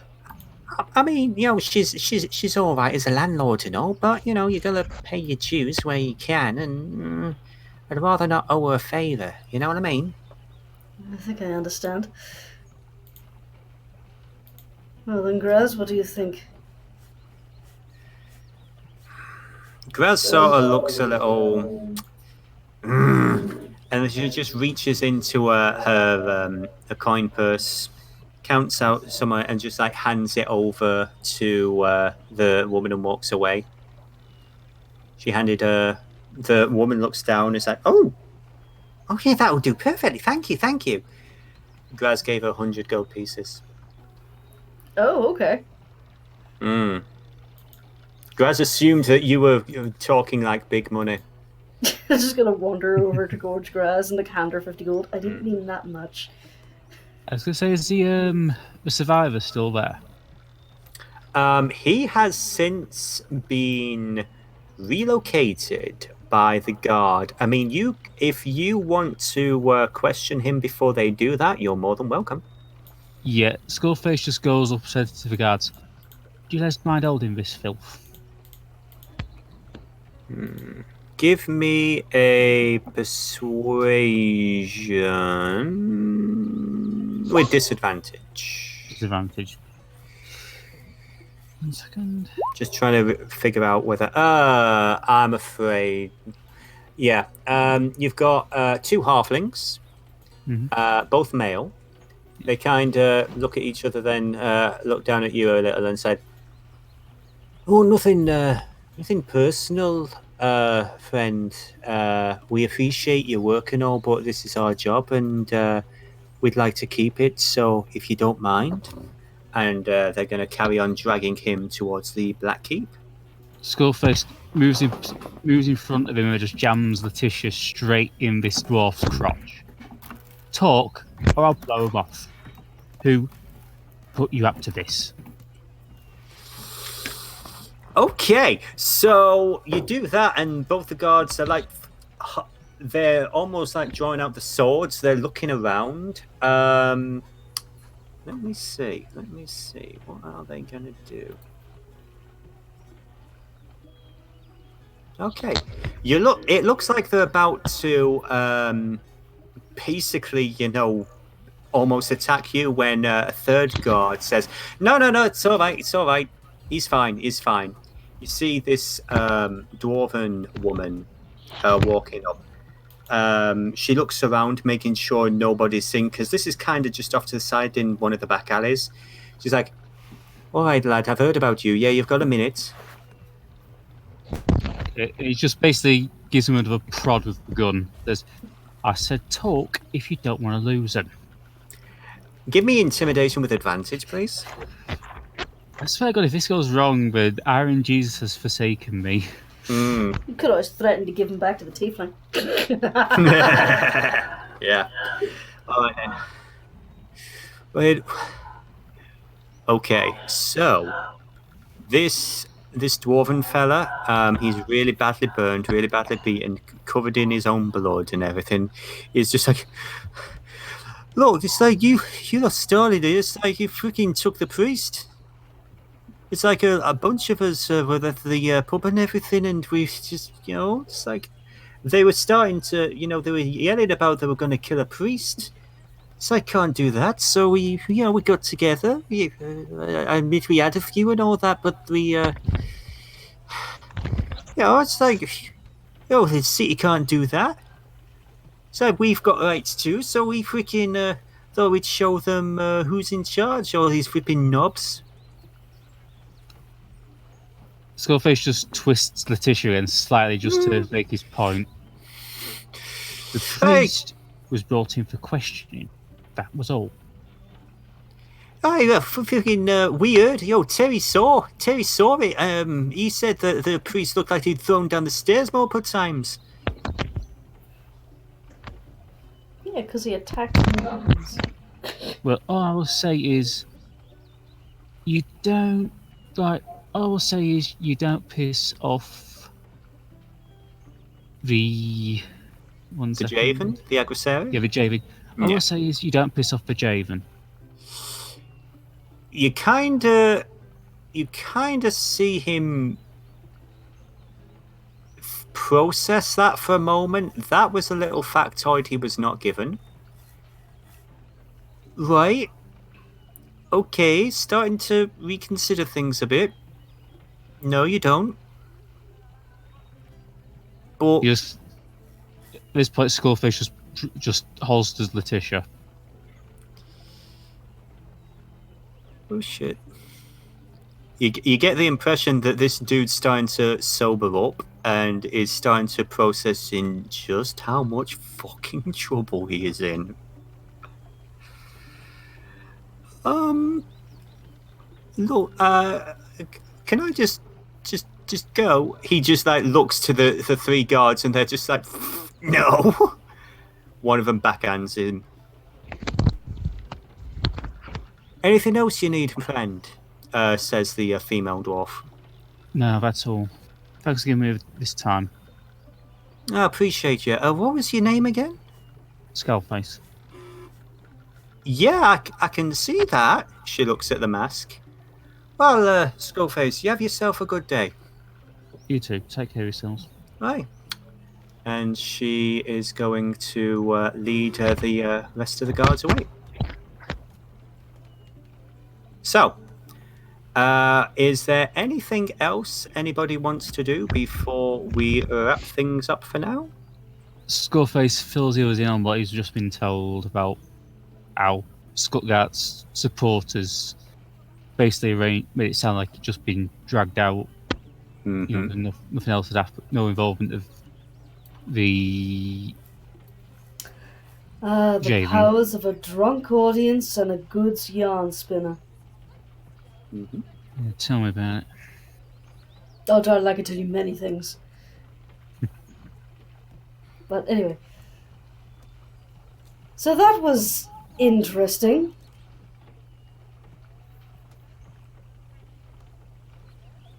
You alright over there, Glorth? You weren't hurt, were you? I'm just. It's. Why was Tatjana Ali on that ball? What? You know Tatjana Ali, that. You know the girl? You saw her? Where? She was on the roof. Where did she go? Yeah, she read something from a book. Maybe she was bored, and then she turned into a guard, and then she ran away. Glorth, what color was the book? The book was solid black. It looked like the pages were black too. It was it looked like it was hard to read.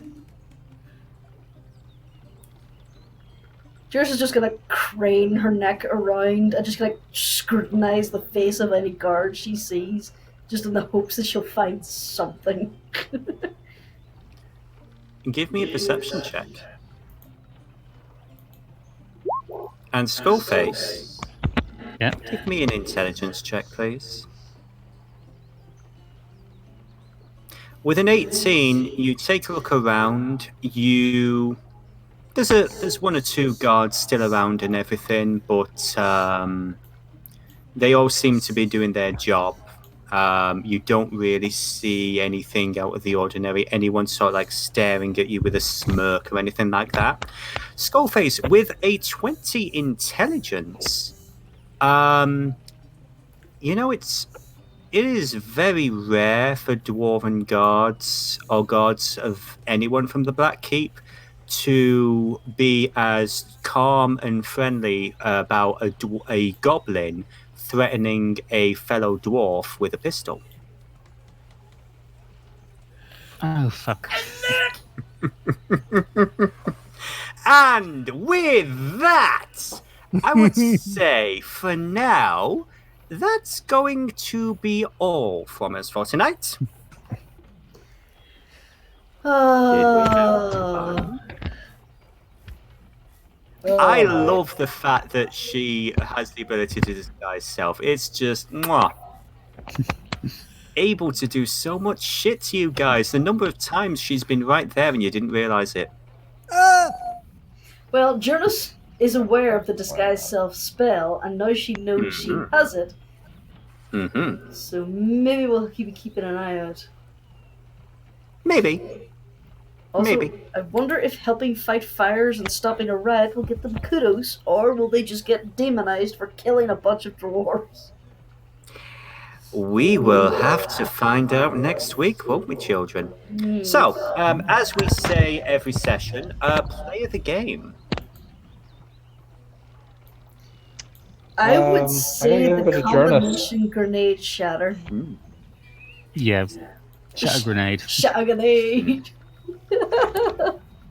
In all fairness, I think that the team combo of the grenade and the cord was good. So I would say that both of you, instead of a D6, I would say both of you get a D4 for next week. 1d4.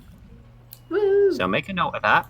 Both Jurnis and Skullface get 1d4 for next week. Okay. So, fumble of the game. Just then. You're A. Down to Then the a three jet. customers. Letting Charlie get away just then. So, yeah, I would say I get to do a d6 of fuck you, basically, to Skullface at some point. Okay. Okay. In all fairness, I didn't let you roll for anything, so that would be a bit mean-spirited. But I am a mean person, so there you go. Yeah, I am literally just wondering now if Aja Lee is just fucking with me for sheer perverse pleasure, or is she still gonna do something to me? I'm very sorry, you really cut out there. Can I get that again? I was saying, I wonder if Aja Lee is still just attempting to fuck with me for sheer perverse pleasure, or has she still got plans that she needs me for? I would say there is an answer to that question. Leave it at that. But yeah, any other theories before we shoot off? Glorth, you nothing happened. What was the card? What was the card? Would you Yeah, like that to know was what the card was? I kind of Okay. wonder what the card So originally, I had planned to. It was like a 54 card deck because Roll20 has like 54 cards and everything, and I wanted to use that. Unfortunately, the random table that I found, the website that it was on just crashed. It was like somebody's home website or something, and for whatever reason, it's not been, refreshed or something. So the website's gone now. So I went with a completely different one. What you got, I think that this was a bad one. I'm actually trying to remember now. I had it earlier on. What number was it again? 7. Oh, yes. You had the Hanged Man. Oh, This man. card's deathly visage curses you with a potential view of your own future. You take a -2 penalty on saving throws and a -1 penalty to attack rolls and ability checks while cursed this way. Only a god or the magic of the moon card can end this curse. And, technically, a deity of some description did help you out. So to say. Sort of, yeah. So, You a huge favor to a god, and I thought I was in trouble for wanting essentially a mob boss. That's just a god. It's no big deal. yeah. I mean, And she it acts doesn't- like a god. Thank you. I'm so looking forward to getting a little bit more into the rather unique cosmology of the setting as well, because when Jurnis and everything thought it was Lolth, I was like, oh no, that would be too easy. No. 90% of the deities and everything here are completely homebrew, and they have their own shit. Oh yeah. Because if it was Loaf, one of the things she'd ask in return is for him to shank one of his friends just for the sake of it. I'm sorry, you cut out again there? I was saying, if it was Loaf, I'd be worried, because in lore she has trials of Loaf, and one of those is to betray or kill a close friend. Ah, okay, yeah. Well, from the brief interaction that Glorth had, and from what Glorth understands about Kozil, that she's friendly. She's one of the friendly ones. Oh no. I just want to say, out of the two mothers we've encountered, the one who raised the sociopathic tiefling is the nice one. Did you notice that, by the way, Kay? No. Kozil is worried about outsiders. That I did notice. Yes. See, all we need now is Jurnis' mother to show up, and we're all in a bit of trouble. Wouldn't that be bad? So, with that having been said, it is going. Miss? I will say, though, nobody seemed to bring up the toy soldier. I thought it was cute. Well, I mean, I the DM, know what it's about. Well, yeah, I mean, no one in the party did.